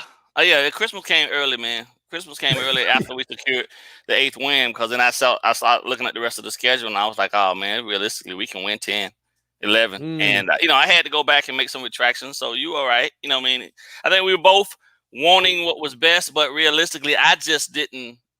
Based on my history and knowledge of the game, man, I just didn't see this. This is unprecedented in terms of this quick of a turnaround of a team. In terms of, go ahead. My bad. You know what was one of the biggest reasons? Defense. I have a different take on it. That guy's smart though, but I have a different take on it. Okay, I'm listening. I already knew the defense was going to do what they do. Remember, I was that advocate for this defense. You remember? Okay, yeah, that's true. This is where people are going to get confused because they don't listen to me. They don't listen to the fine print of what I'm saying. I haven't been dogging Tua. But one of the main reasons we're up at this high number is Tua. Because the lack of turnovers. People don't understand how huge that has been for a lot of the wins that we've had. They've been team wins because of the defense, but his lack of turnovers, because I'll go on the record to tell you we'd have at least two more losses with Fitz gunslinging. But somebody said it on TV recently, and they gave me the perfect analogy, and it made all the sense in the world, is that, and people don't like this, but Flores is a genius because he knows that Tua is going to manage the game and keep us in it. Mm-hmm. But Fitz can close it if we need to. So that has been one of the perfect game plans. Tua ain't gonna throw the pick for the 3 quarters. Yeah. And if we're leading, Tua can finish it out. That's true. But if we're behind, you just throw Fitz in to have a little magic. He ain't gonna throw a pick either, typically because it's a small sample. Right. Fitz to throw 300 yards and then start throwing back-to-back picks. Yeah. So it's been perfectly managed by Brian Flores. Yeah, I have to. We have to really take our hat off to the brilliance of how they've done this whole process of getting these guys to cohesively manage their egos and just buy into the entire concept of team first. I think, and you can see it in the Raiders game, man. As the game kind of got later into the third quarter and whatnot, the kid was arguably more concerned about not being the reason to lose the game. Yeah, to lose the game. You know what I'm saying? And I applaud Brian for having the balls to actually go ahead and make the move, because you knew the media was gonna kill you for it. But it also was brilliant because the Raiders hadn't prepared for Fitzpatrick. They only prepared for Tua, and as soon as he was in there, they immediately went to the empty stuff and he started ripping it. Because at that point, how you gonna blitz someone that is really unblitzable? You really can't blitz Fitz. Well, let me say this. They didn't blitz Fitz late in that ball game. No. But the first drive when Fitz came in, they sent an extra guy every play. Mm-hmm. But once they realized you can't get to him though, and he was get it out of there, they got away from it. Here's what concerns me about Tua from a body standpoint. Okay. Fitz is like I'm getting a newfound appreciation for Fitz's game mentally. Mm-hmm. There's some things he really does do really well. Anytime they throw a blitz, he always knows. I don't know what it is. He always know where they're coming from, and he gets rid of it right away, right where it's coming from. Yeah, but that's the experience factor. But Tua, you made a good point that I need to go back and look at because that's something I want to look into because I've seen it some, but I haven't made it a big deal, but it might be happening more than I've noticed based off your observation. That center being pushed back 3 feet and Tua already being short, that's a disaster. Yeah, exactly. Karras is doing this kid no favors, bro. Anytime, listen, every week to week, right? I go through with reason, my first thing to do is when I watch it for myself, I want to see inside to outside. So I'm watching from the center and guards first, right?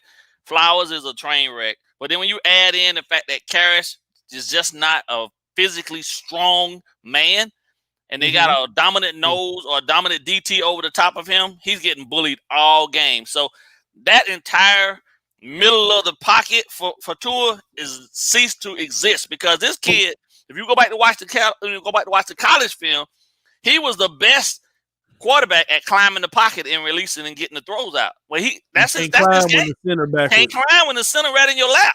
So what's our solution though for in the middle? I mean, that's something. If we miss on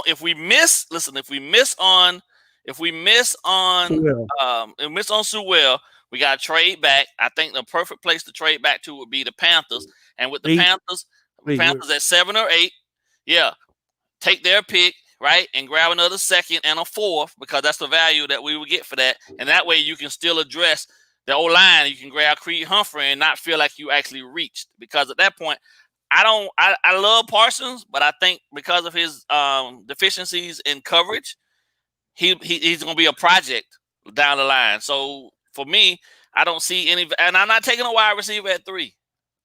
Yeah, no. Listen, man, I ain't gonna lie. It really makes me mad every time I hear that.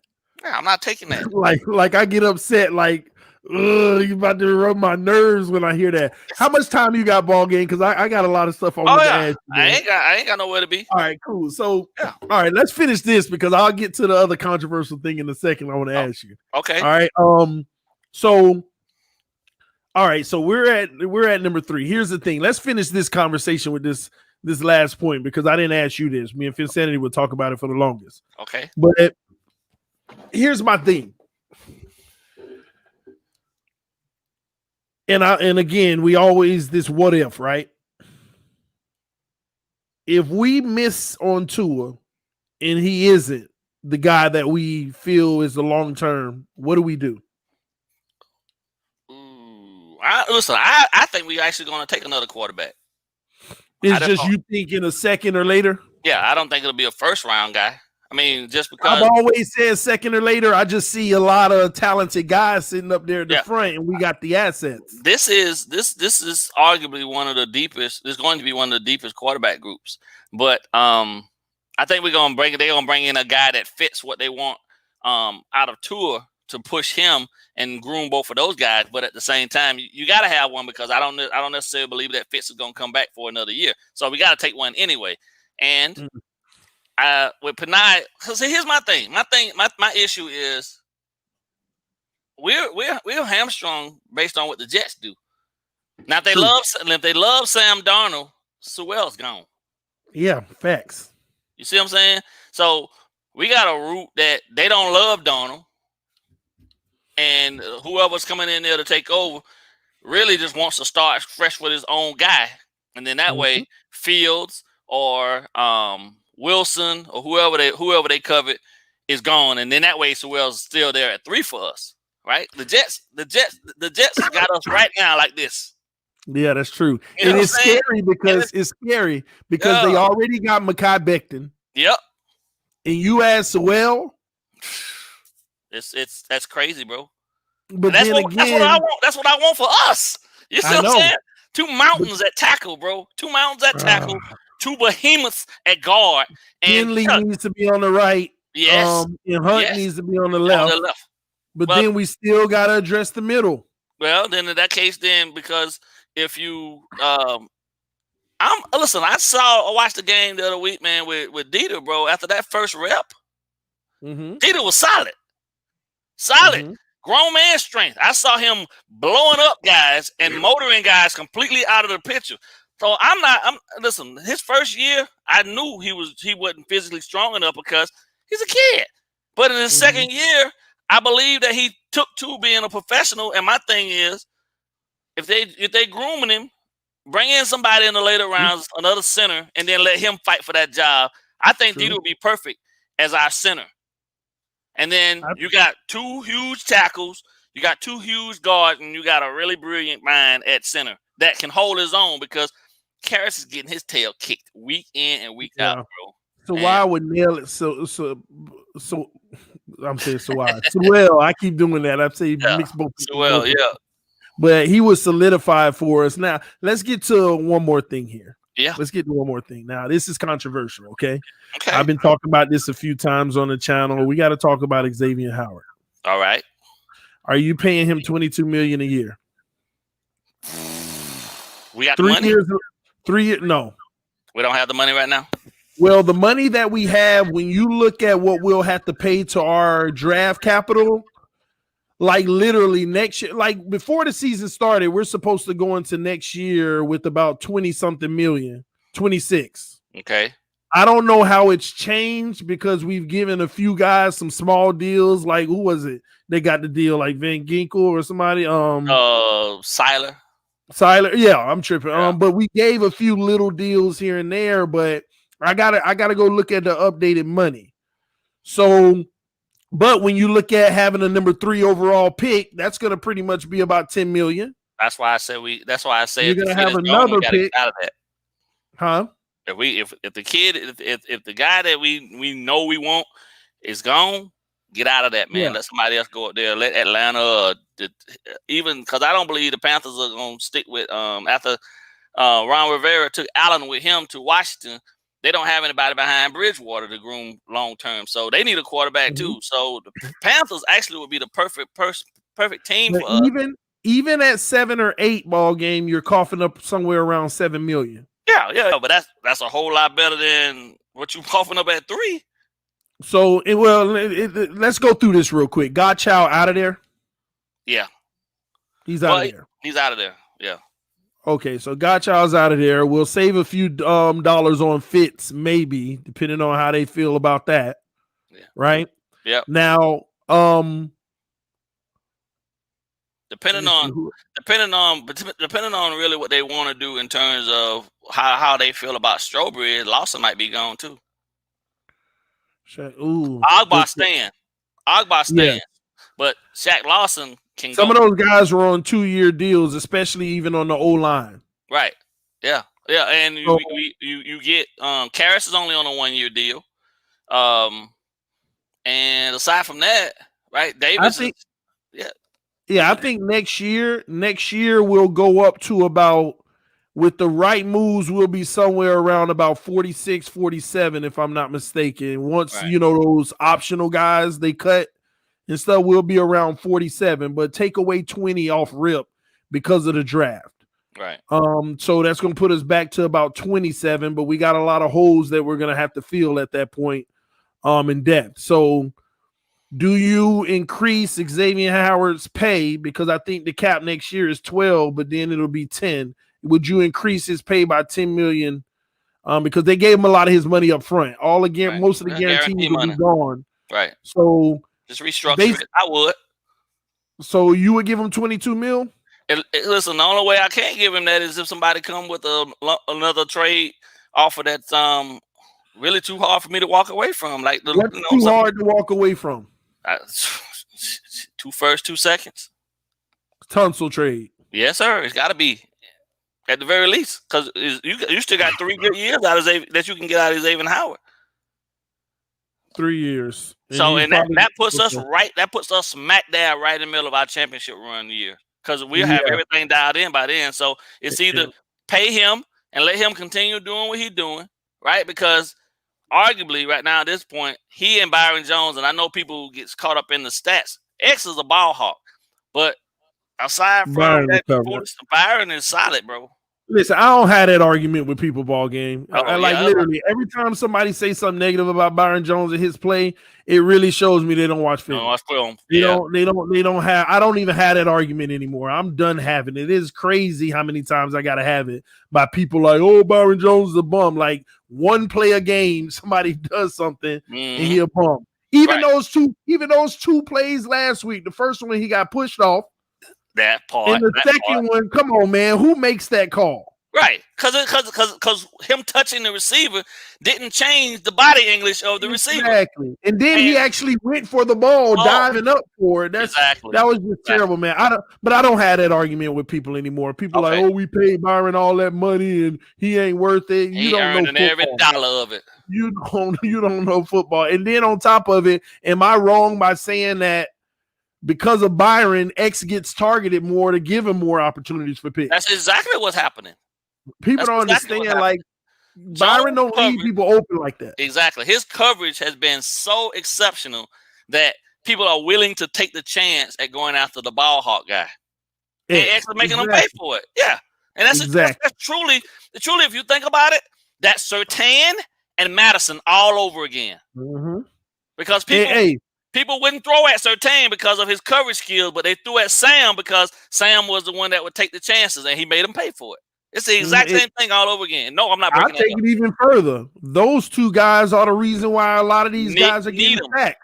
That's another, and the other guy that's benefiting is Nick Needham. Locking people down in the nickel. Like Nick Needham had like a little average start at first, but since week 4, Nick Needham been on it.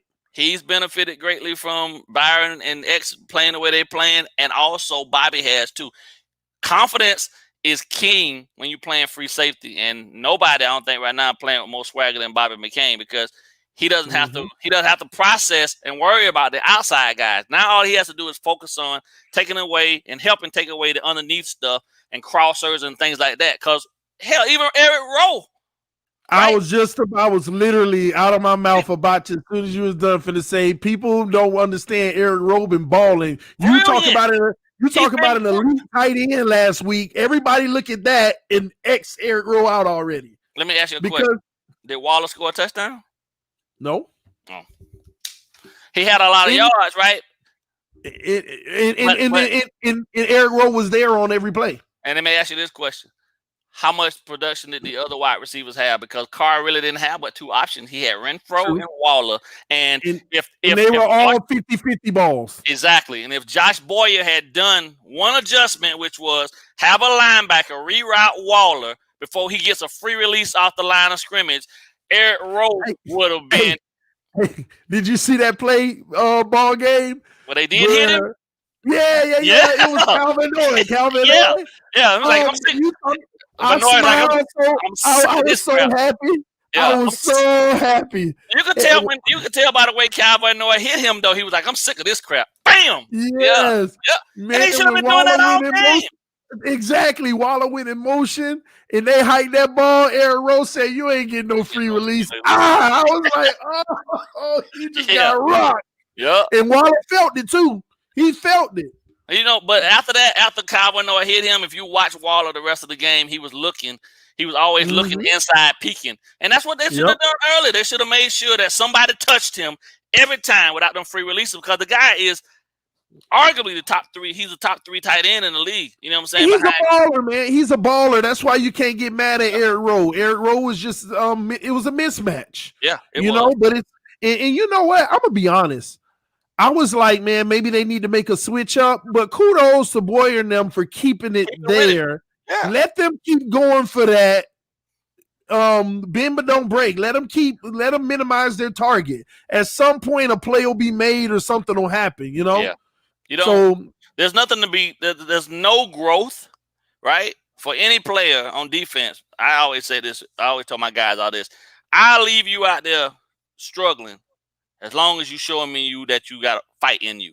Now, Eric Rowe, after Waller catching them balls and stuff, dropping his head, you know what I'm saying, down on himself, then okay, yeah, I'm pulling him. But as long as the dog got fight in him, I'm going to leave him out there because I know that's better than having somebody out there that's completely on skates and don't know what the hell going on. And Eric has done, if you look at it over the course of the season, he's erased some pretty good tight ends. Oh, yeah. Namely Kelsey and old boy in San Francisco, Kittles. True. You know what I'm saying? Yeah. So 2 out of 3, and Waller still didn't score on him, and he was giving up legitimately like 4 inches in height. Waller every bit of 6'5", 6'6". Yeah. You know, Eric Rowe is what, 6'1", 6'1" at best. Come on, man. Listen, I was, and you bringing me back to X real quick, man. Yeah. You know what's unfortunate with X is the fact that, you know, every pick he's had, I think we only capitalized off of 2 of them, and one of them was a field goal. Yep. That's what sucks, man. We got the turnovers, but didn't make nothing out of them. But when we start getting moving on offense, man, and making something of them, this team, people don't understand how much more dangerous that is too. The problem he'll be able to capitalize off of this season, but the problem he's going to have next season is that the tape's out even more, that he's back, and Needham's going to be the next guy up. Most teams going to actually try probably packages to put their top guy in the slot. You know what I mean? Yeah. And you know, and then we just got to see how that works out. Needham not, you know, he ain't. But he's improving though. Yeah. I'm gonna give him his flowers. You know what I mean? I'm gonna give him his flowers now because I appreciate the effort and I appreciate everything he's done. You know, I was hardest on him last year than anybody. But you know what? That works in our favor if the person you got to pick on all day is the slot, as long as that slot is above average. Yeah, he can't play the way Noah played early in the season. You know, but Needham has played well enough to where that'll work in our favor. That pick was go ahead. You said that draft night. Yep. And I disagreed draft night. I remember I was like, man, you don't know. This guy might, you know, I was just happy because I'm always happy for a pick you don't expect. And if it turns out, wow, you know. But I was just thinking to myself, though, like logically, and in regards to kids that I've had, that I've coached, that have flourished at cornerback, they at least had a longer span of time to actually build up. And you know what I'm saying, for him going only 2 years at that position and then coming to the NFL, it's like starting from ground zero. But let me ask you this though: are you done on him? No, I'm not done on him because I put a first round pick. No, but what I would be doing, you know, me personally, I'd be grooming him and playing more dime and having him working inside, because at this point now, the best reps he's gonna get are gonna be the reps from inside. And then he works his way to get outside. Putting him out there on the unless X traded. X is traded, and then but my thing is, the thing about Noah is people don't realize he's one of the youngest people in this league. Like he's way ahead of his time. Like he honestly shouldn't have been coming out for 2 more years. Right. So he's gonna actually probably have a window of 2 years of NFL grooming before they take a look at, is he a guy? Right. You can't even judge, like literally, you can't judge this year, probably nor next year. You know who I'm gonna treat him like?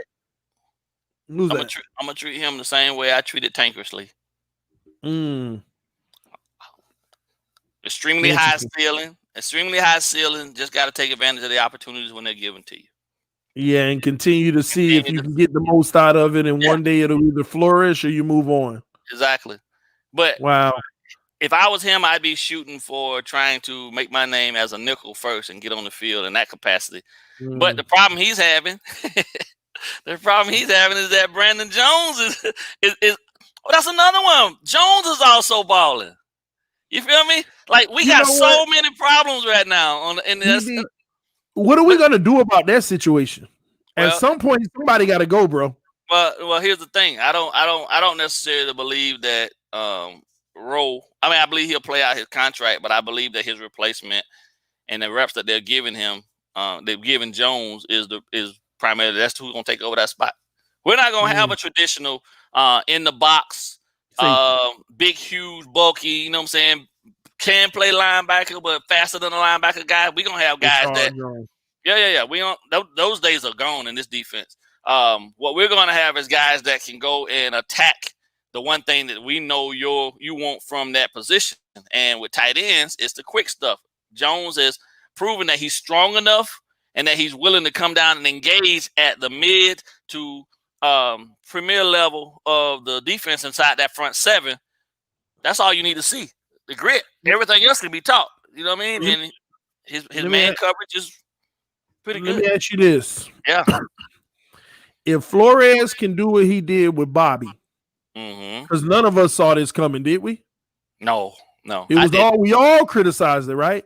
Yeah. I mean, I may have been like, give it a chance. You never know, but nobody saw this coming where you turning Bobby from the nickel to the safety and he's playing well, right? Right.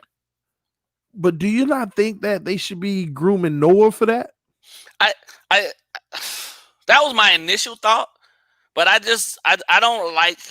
I haven't seen enough from Noah to actually be able to think that he'd be okay in space. It takes a different type of mindset to be able to play back there. Bobby proved it at the nickel. He proved it at the nickel. He proved it inside. Listen, two of the hardest positions on any defense to play is inside in the slot and up on the perch as a free safety, because you have so much you got to process so fast. Robbie struggled at it last year because he didn't have anyone opposite X that actually gave him an opportunity to effectively change his assignment and his roles. Now, when we added Jones to the opposite side, all he had to do then is focus on not being, being the deepest of the deep and taking away the crossers. So he had two responsibilities as opposed to 3, 4, and sometimes 5. I think that's one of the primary reasons why Minka was upset. Only because he didn't want to have all them responsibilities, right? And it was going to be a lot. Have 2 corners on the outside. Exactly. And, the thing is, for me, I was against it because I kept saying to myself, like, I don't know how Bobby going to play in space, right? I just didn't think that he'd have the wherewithal to actually be able to get up there and then come down with enough authority to make a difference.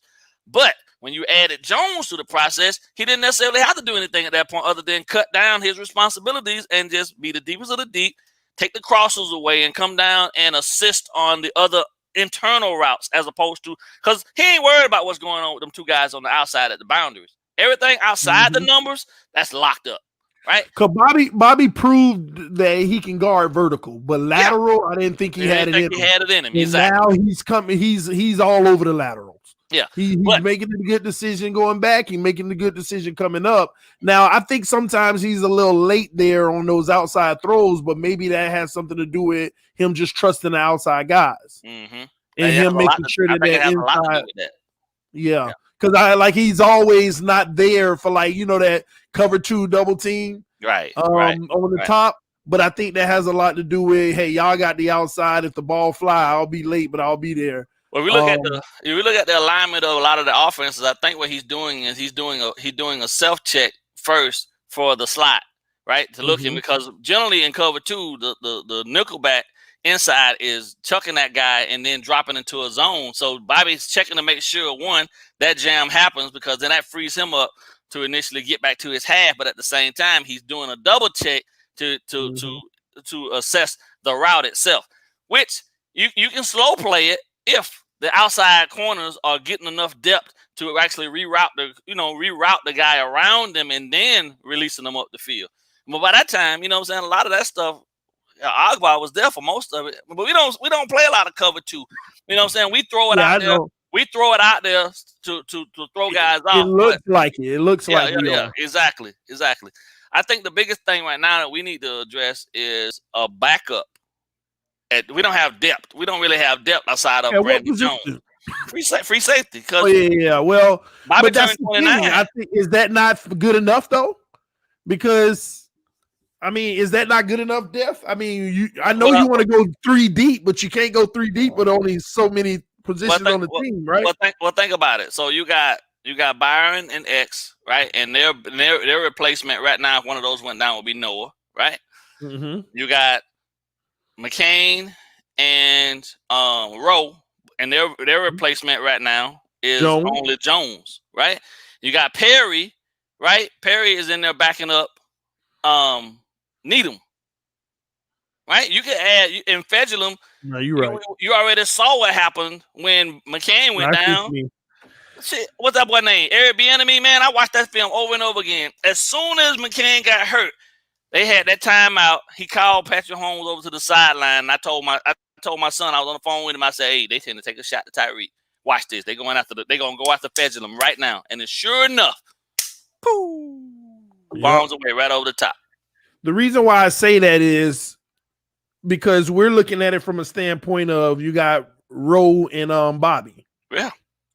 But running a one or, single high, which really a lot of times that's what they're like. If they were to show their hand, it's really their single. It's cover one. Yeah, you don't see it. They never that's true. They never show. Last year they showed it 80% of the time. Yeah, exactly. This year they just not showing it because you don't know if that blitz coming or not. But the thing is, Jones is still the depth though, because even if one went down, is it not? I mean, I don't know, because I guess we have depth without having depth. Is almost. But didn't Flores train all these guys to play multiple positions? He did. But you gotta remember too, our guys that we got starting right now, they're long in the tooth, man. True. Eric Rowe ain't no spring chicken, and neither is Bobby McCain. They turned 29 and 30 respectively. You feel me? I think right. So we got to get somebody. We got to get some young blood in there. You know what I'm saying? I'm thinking a natural Dean from Florida State would be a perfect person to drop in there for behind Rowe, and then you can keep Bobby, keep Jones as Bobby's guy. You know what I'm saying? But we got to get younger. We're gonna have to, because they're just gonna age out on us eventually. Even with X and Jones.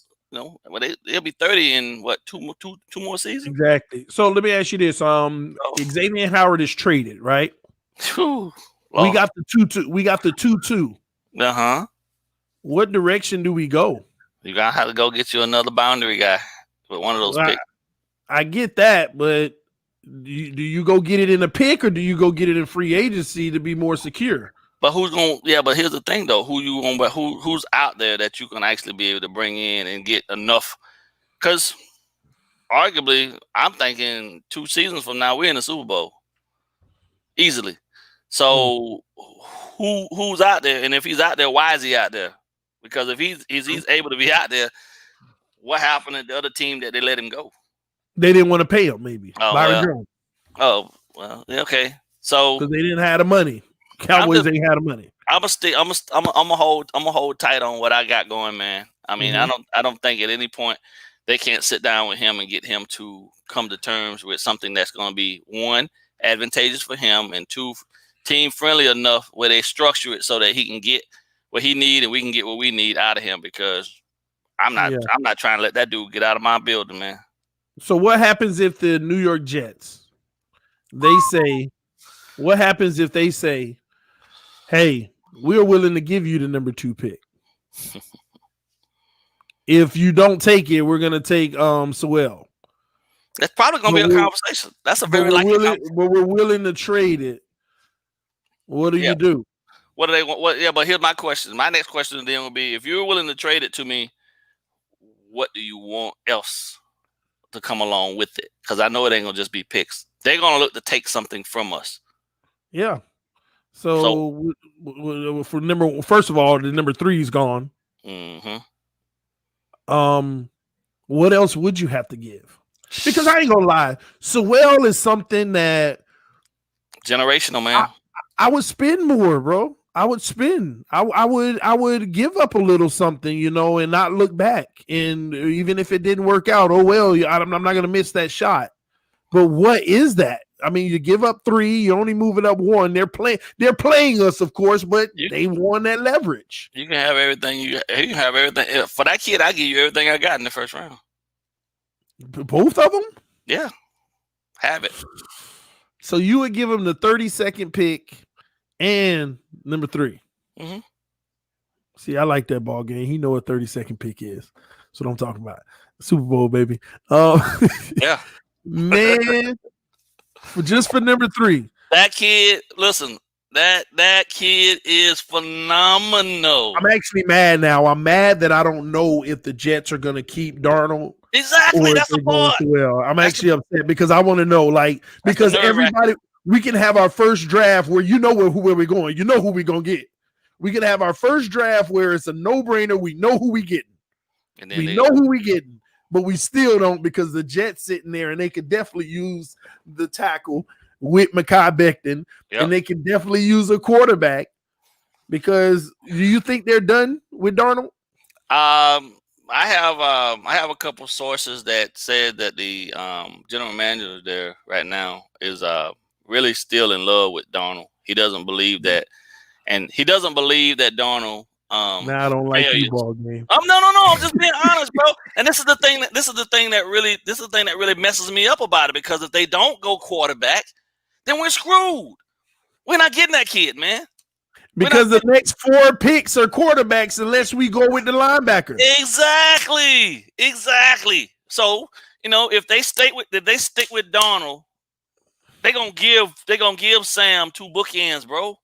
Yeah.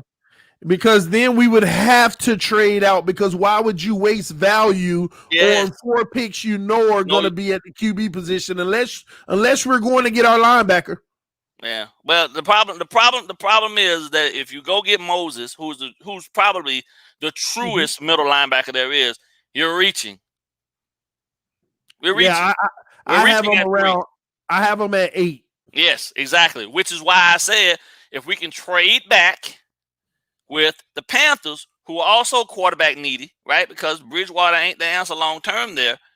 Then that gives us their first. That also gives us their second and a 4th. That's what the value is. See, this is why I'm mad, ball game. So watch this. Lawrence gone, Sewell is gone, Dolphins on the clock at 3. Nobody want to trade with you. And you know good and well you got 5 spaces that you're basically wasting. Nobody want to trade with you. That's why you cannot tell me they won't consider drafting another quarterback. Yeah, it's gonna be it, but I don't know, man. At number 3, bro, who else on the board are you taking at number 3 and feel like you ain't lose out on capital? The Heisman winner, Devontae Smith, which is still, in my opinion, too high, but I can stomach it. I can stomach it because I'm getting familiarity with him. You know what I'm saying? And he's gonna be instant offense. You think he's gonna be great on the next level? He's a senior, bro. He stayed. I know. He stayed for a reason. And the primary reason he stayed was to improve his draft value stock and to improve his knowledge of the game. Right. So that to me tells me that the kid knew and was willing to bank on himself. You feel me? Yeah. And that's because he would have went last time anyway. Yeah, and he was and truth be told, he had the best stats last year too out of the group. So if they took Ruggs went what number Ruggs went, and Judy went. Did he already win the Heisman? No, he gonna win it. He got the AP already locked up. So generally, if you win the AP, you win the Heisman, bro. It's been very few times where a kid won the AP. At number 3, bro. I gotta go there. I gotta go that route, bro. Didn't we just say we wouldn't do that at 3? I get that. But if ain't nobody trading with us, then it's either the linebacker but the defense is already. You just broke out. Oh, hold up. Oh, you good now? Yeah, I'm not gonna go grab a linebacker. Although I do believe he is amazing. I'm not gonna grab him if I know he is flawed in regards to his zone coverage and his coverage ability. Basically, I just gave away Raekwon McMillan for the exact same thing I'm going to go draft. You see what I'm saying? So no, I'm not doing that. But I know I need a receiver. So if nobody trades, we pretty much wide receiver at 3. And if Sewell is gone, man.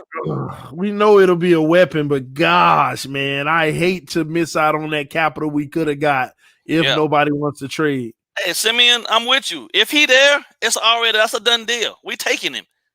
And they're watching this. Listen, I know without a shadow of a doubt that our coaches are watching our offense the same way I watched that all 22.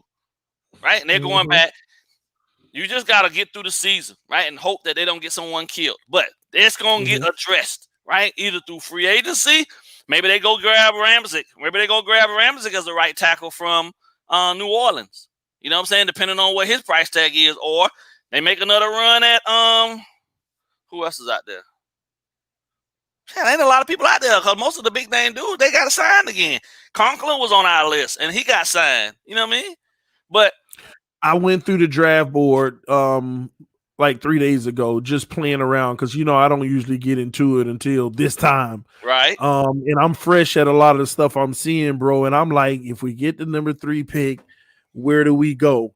And the Jets just got me mad because I'm like, I don't want the 3rd option, 4th option, 5th option, 6th option. Maybe, I'm literally falling at 8.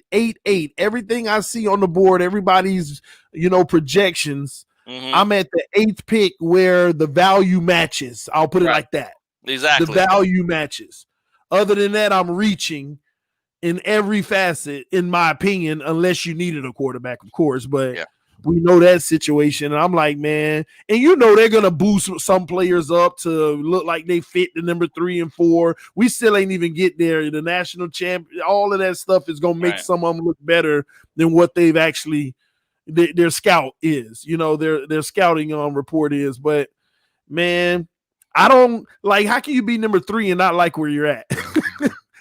But that's how I feel. Because because really what it comes down to is that we've identified, we know without a shadow of doubt what our number one biggest need is right now, right? If we can get a solid guy that we know can be transcendent at the right tackle spot, we already brought in guys that have proven that they can play inside. Hunt and Kennedy would be perfect guards.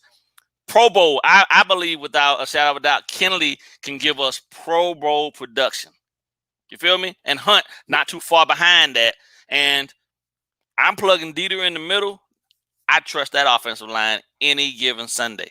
Because I do feel like Jackson is going to get better. And any other guys will be depth. Yeah, and anybody else is just depth. What happened? Yeah. You say you don't feel like Jackson's getting better? No. I said Jackson. And Jackson he has no choice but to get better. Oh yeah. I think he still got a lot of upside. I like what I see now. I know where his flaws are, but they just gotta break that. They gotta break that bad USC habit, man, of letting people get across your face. Everything else he does well. But that part is a liability for a tackle. So hell, even if it comes down to a point where they take they kick Jackson inside. Well, I thought about that on the left side. I wouldn't switch sides though. Right. Leave him on the same side. Yeah, because I thought about the Tunsil situation, how he had to go to guard his first year. Yeah. But that's why I was like, would you put Sewell on left tackle and have Jackson on the inside right next to him? Yep. And then Kinley on the right. Kinley on the right side, and then Hunt is still the issue. Yeah, but I'll deal with it. I'll deal with that because that's a mountain of a man still over there, right? And then I can always give him help. Hunt has looked better to me at times than Jackson has. This is confusing because let me tell you something, man. And this may be unpopular, but I've liked Solomon Kinley more than all of them. Exactly, but the foot. If it wasn't for the foot, I think anybody that they put beside him plays better. So that tells me that this kid is the key to our inside success and even the tackle playing better. So we just have to figure out, okay, so if we're going to match him up, right, and if Kinley is our best option out of all of these guys, I need to put him inside in between my center and my worst tackle. Take Sewell, put him at right tackle because I believe he can play that without a shadow of a doubt, and then let Hunt just be a man. And that'd be a whole mowing down right side and pass protection for days on the left-hand side.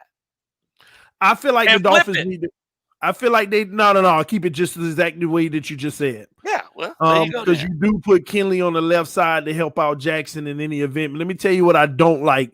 What I don't like is right now who on the left side again. I don't know why. Jackson. Yeah, Flowers. No. Right now, what I don't like is when they run stunts, the defensive line, and they wrap around each other. They switch. I don't know the exact term for it. TE. Thank you. I got to remember that. TE and ET. And tackle, and stunts. Yeah, when they do that, or text. When they do that, the guard and center, they just don't have it. Yeah.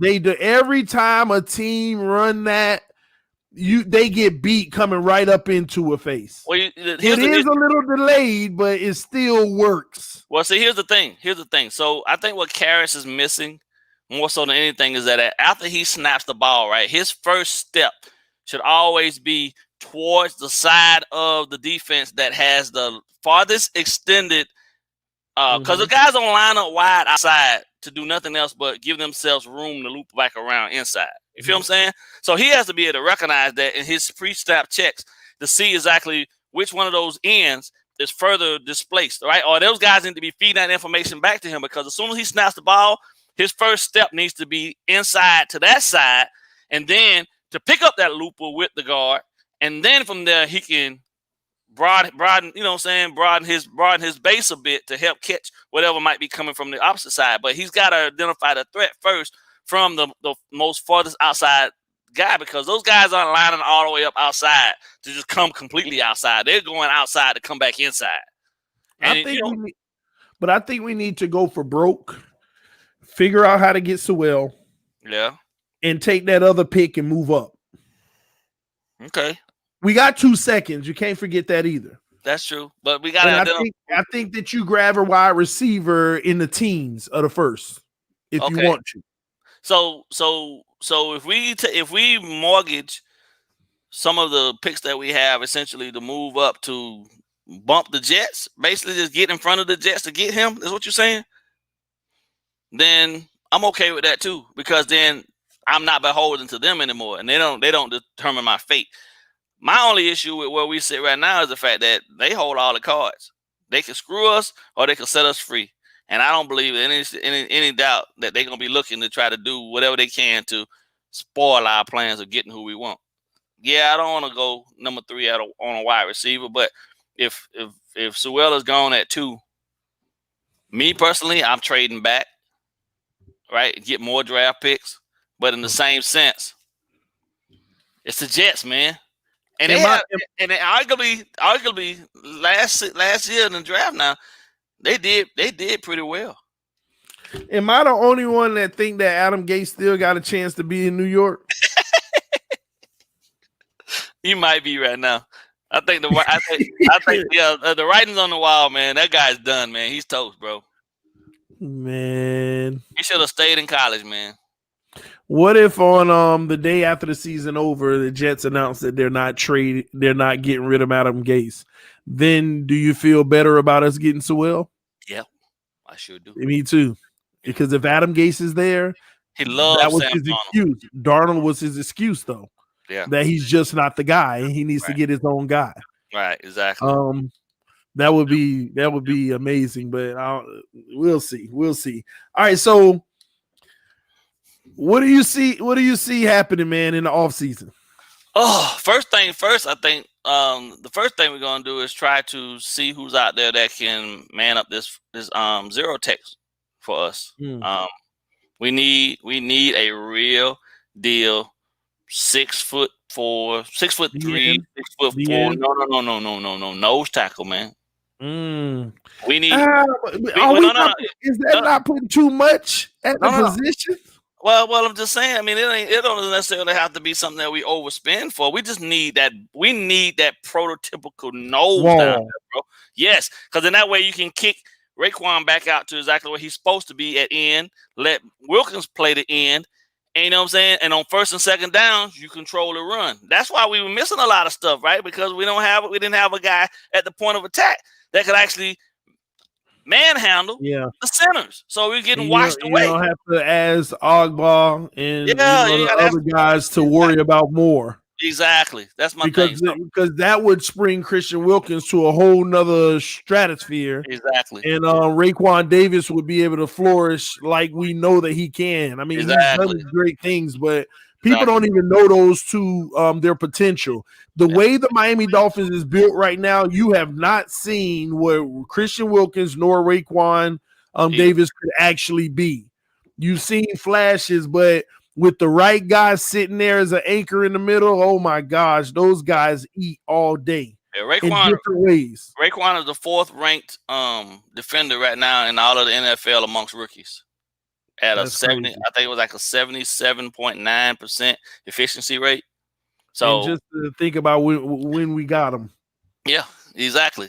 You know what I mean? That's why I think, you always remember when Flores was doing the high five and he was like going crazy. You know what I'm saying? So And then when we drafted Tua, he was like this. if we listen, I tell you this much. If we can figure it, to some degree, he wasn't as happy. You're right. It is what it is, though. And but defensive minded coaches ain't never really happy about offensive guys. So I mean, It is what it is.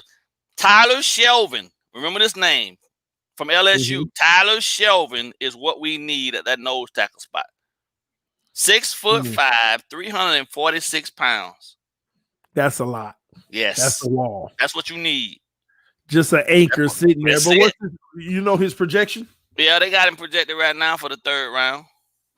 It's just like you just hope that Miami has that on their radar. Yeah, well, they do. I know they do. You know why? Because I was in a chat just over the weekend, and he's identified as a guy that they're looking at, and they've already requested all of the film for him. I'm telling you, bro. But for me, it's one thing like a guy like I got to go do some work on him to because I really haven't followed him. So, but what gets to me is if he's a guy that this is the guy, like he could be projected 3rd, then we need to move up like we did with Noah and grab him. Go in the 2nd round to make sure. Like some guys, like I be looking at on the board, I'd be like, just don't pass on him. Let's put him in 2nd, even though he 3rd stock, because you gotta have him for what you're trying to do. We want to, man. Like I've done to date right now, I've done 15 mocks, and every one of them, we've been able to, with the exception of one that I did with I did one with Reason, and we were able to trade out of the number 3 pick, and we traded back to no, actually we didn't have the number 3, we had the number 6 then, and then we traded back to number 11, and man, we got a buku haul of. And we got the wide receivers. We was able to get Creed Humphrey. We were able, you know what I'm saying? We were able to get Rondale Moore. We were able to get Shaka Toney. We were able to get Trask, the quarterback. I'm telling you, bro. We were able to get Najee Harris. Listen to me, man. Listen to me, bro. Listen to me. That's trading out of the first 5 spots. But you know what's a headache? Go ahead. You know what's a headache? Like people don't understand how good our roster is now, right? Yeah. Because the people who are not starting have like talent that can be developed into starters, right? Yeah. And we are so close to bringing in potentially another 12 guys like that. Yeah. Yep. And do you realize the competition in camp? That's the whole point, right?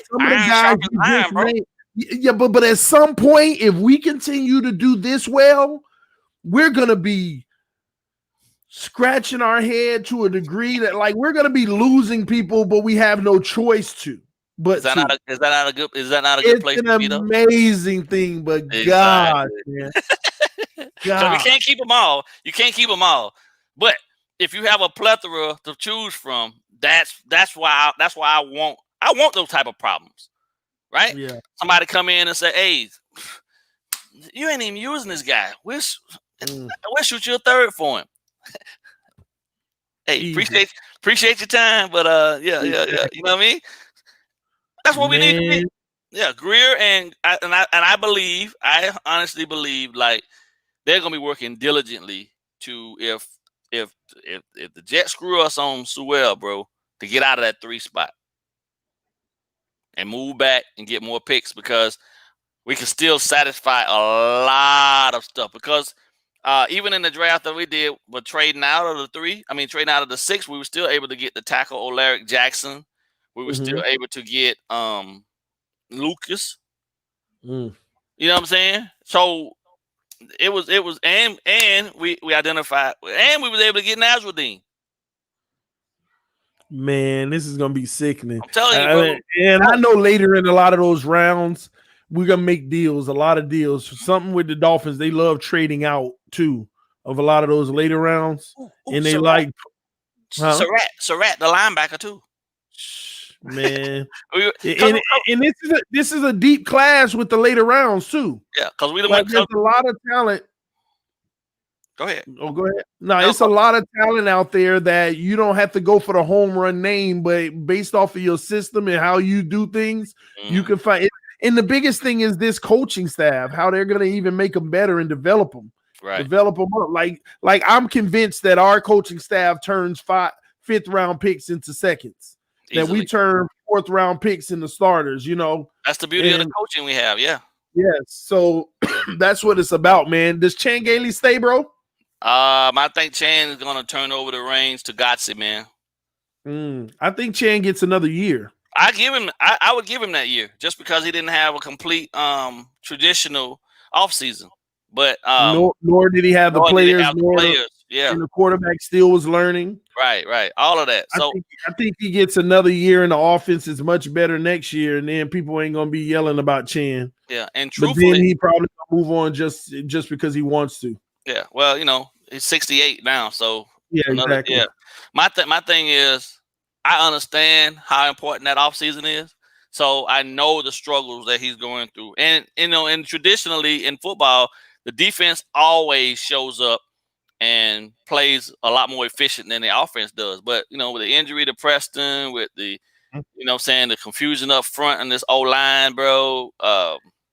Hell, the fact that we actually have any offensive success whatsoever is a blessing. To have 10 wins is a blessing. Man, so 11. Let's just say 11 now. We had 5 last year. Exactly. Let's say we're 11 happy to get those 5. So double that. So we got a quick 9 minutes left. So let me ask you, man, what happens this weekend, bro? We go to Buffalo and punch them in the face. Projected to be snowing. Yeah, it's okay. Our ground, you ran against arguably one of the best teams to eliminate your run game in the New England Patriots for 240 yards. You can give that to Buffalo too. And the benefit is that all of our backs are healthy. True. So you don't necessarily have to even worry about one guy getting ran down. We can just keep sending them. So you think they play their starters because they're trying to go for the number 2 seed? Yeah, Buffalo ain't gonna lay down, man. Especially with it being now mind you, if it was anybody else coming in there, I believe that they would go ahead and be like, you know what? They want to make a statement in the AFC East. Yeah, and they started there last week with the Patriots, and we trying to do the same. So yeah, it's gonna definitely be a game worth watching because these two teams. The whole pendulum has shifted. The New England Patriots are no more. It's gonna be a couple years before we actually even remotely think about them being an option. Now this AFC East race now at this point is going to be Buffalo, the Dolphins, Miami. Buffalo, and the kicker is that they are 1 year ahead of us in their rebuild, which shows right. If you watch how they went progressively from drafting Josh Allen to now. They are right on track with where they're supposed to be. The benefit that we have is that we are a season and a half ahead. And we're behind, ahead. No, we're ahead of schedule, and we're gonna be on their ass next year. Exactly, we're already there with them, although we're short in the game. Now, let me ask you this real quick. Yeah, we win the game, first round playoffs on Saturday. We travel to Tennessee. Then what? Lord. That's I mean, it's a winnable game. It's a winnable game. I'm not too concerned about their defense, but that Derrick Henry is something serious, man. And if they get him going, right? I mean, our defense would have to do something that they haven't done all season. That's play lights out in the run game, like lights out against that, because you know that Tennessee is even if we're stopping their run, they're gonna keep running until your hands are on your hips, and then they're gonna. It is then in the fourth quarter, you can see the wear. Yeah, it's pound the wall until the wall crumbles. That's their motto with him. And mentally, we're built for it. But without having all of the pieces we need up front in that nose tackle position to be able to own that center that they got, that's gonna be a struggle, man. But I still like it because hell, it's playoff fall. Yeah, something that we ain't experienced in a long time, and we there, baby. We there. I don't want to lose to Tannehill, man. Yeah, I know that would definitely suck, but I also know that Tennessee Titans team is a little bit better of a team all around than we are. So I'd even if we Their lost to them, defense isn't good though. I no, mean, no, they got some good linebackers. They got some good linebackers. I'm talking about in terms of where they are in regards to how they are in their scheme. Like they legitimately, if they won last year against Kansas City, they'd been in the Super Bowl, bro. True. Like I take all of that. You got to take all that into consideration. That they are and they're right back in it again this year. They went and they own the AFC South now. You feel what I'm saying? Like that wasn't the case 5-6 seasons ago, but they legitimately are the top in that conference right now. So, I mean, in that division. So I got to give them their flowers, man. It is what it is. They're a good team. No, their defense is not elite, but for us not having an elite offense, I think their offense is they average 31.3 points a game, bro. Yeah, I know. That's tops in the NFL. You know what I'm saying? It's at the top. I like our corner. I like our corners against Yes, them. I do. But the issue is, I think that this would be a game where Needham is the end of the day. Needham is because their receivers are built to be bulky and show you a frame, where Tannehill with those crossing routes, he's sticking it to them in the lead. Like, you're gonna get the accurate pass and you gotta be on it. Right. And right. And I don't know, man. It'll be an interesting game. I think it'll make for really good football if we can contain, not stop, but contain the run. Yeah, it could be a really good game. No one ever stops Derrick Henry, but yeah, keeping him from getting and averaging 6.5, 7 yards a carry. Yeah. Here's the only way to stop him. You utilize stopping them in the first 2 quarters. But your offense has to put up points so that they have to throw the ball in the second half where they can't run as much. That is the only games that I ever see people beat Tennessee, is where the score is out of reach early and they gotta throw, and they throw a lot, but at the same token, they don't get the they can't run anymore. They can't run basically. The benefit that we have is that we are built to be able to dedicate 7 and 8 to the box. 4 minutes, 3 minutes. We can do that, right? Because we play man anyway, so we can dedicate 7 or 8 to the box to stop the run. The problem becomes because we tried that in Denver and it didn't work, right? We have to own the gaps, and I'm glad that I saw Boyer doing a lot of solid fronts where then we were shaded toward the strong side of the formation and our guys were able to get into the gaps to get penetration. That's been a success of our run game as of late.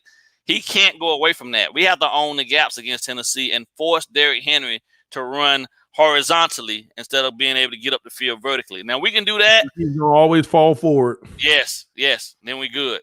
And I believe, like I said, I believe we can beat them, but that's going to be one hell of a day at the office, bro.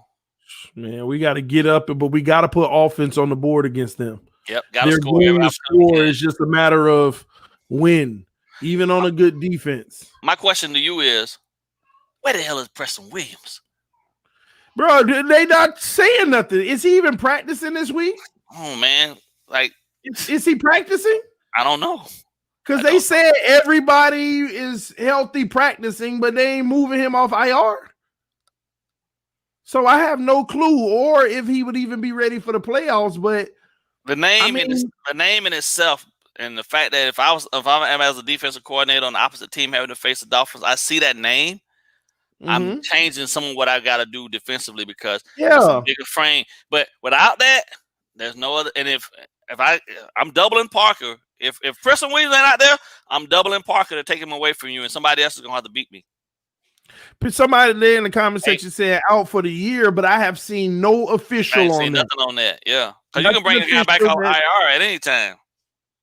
Yeah. So, and then on top of it, I heard that he was working, and Flores was optimistic or something like that. I don't know, man. I just leave it alone. If we get him back, that'll be a blessing, especially playoff time. Even just to have the name, like you said, to be a threat on occasions. But I don't know. Maybe he's just out. I'm not counting on him though. I've been past that stage. It would have been nice to have him back, man. Because what's interesting, we're in the race right now. And if we go to the playoffs, of course, it's going to be a gauntlet to win it, but we're in it. That's all that matters. And nobody cares, you're in it, man. Right. But either who, man, I got to get up out of here, man. I got about 40 seconds, man. I appreciate you coming through. We got to do this a whole lot more often. 2021 is going to be huge, bro. They just hit me up, man. Hey, we get closer to the draft, all that stuff, man. I'm around, man. You know what I'm saying? I always here to support you, bro, and do what we got to do to make sure people get the best information and the knowledge. You know what I mean? So you already know, man. Indeed, you already know. I appreciate you. I thank you to Finsanity, man. Love y'all. Yep. This was TD Fans Talk, home of the real Miami Dolphin fans. Just gave you 2.5 hours of fire. Great content, great analysis from Finsanity and Ball Game. Appreciate y'all, and I appreciate everybody who's watching. Love y'all. This TD Fans Talk, home of the real Miami Dolphin fans. We out, y'all. Happy New Year, y'all. Happy New Year's.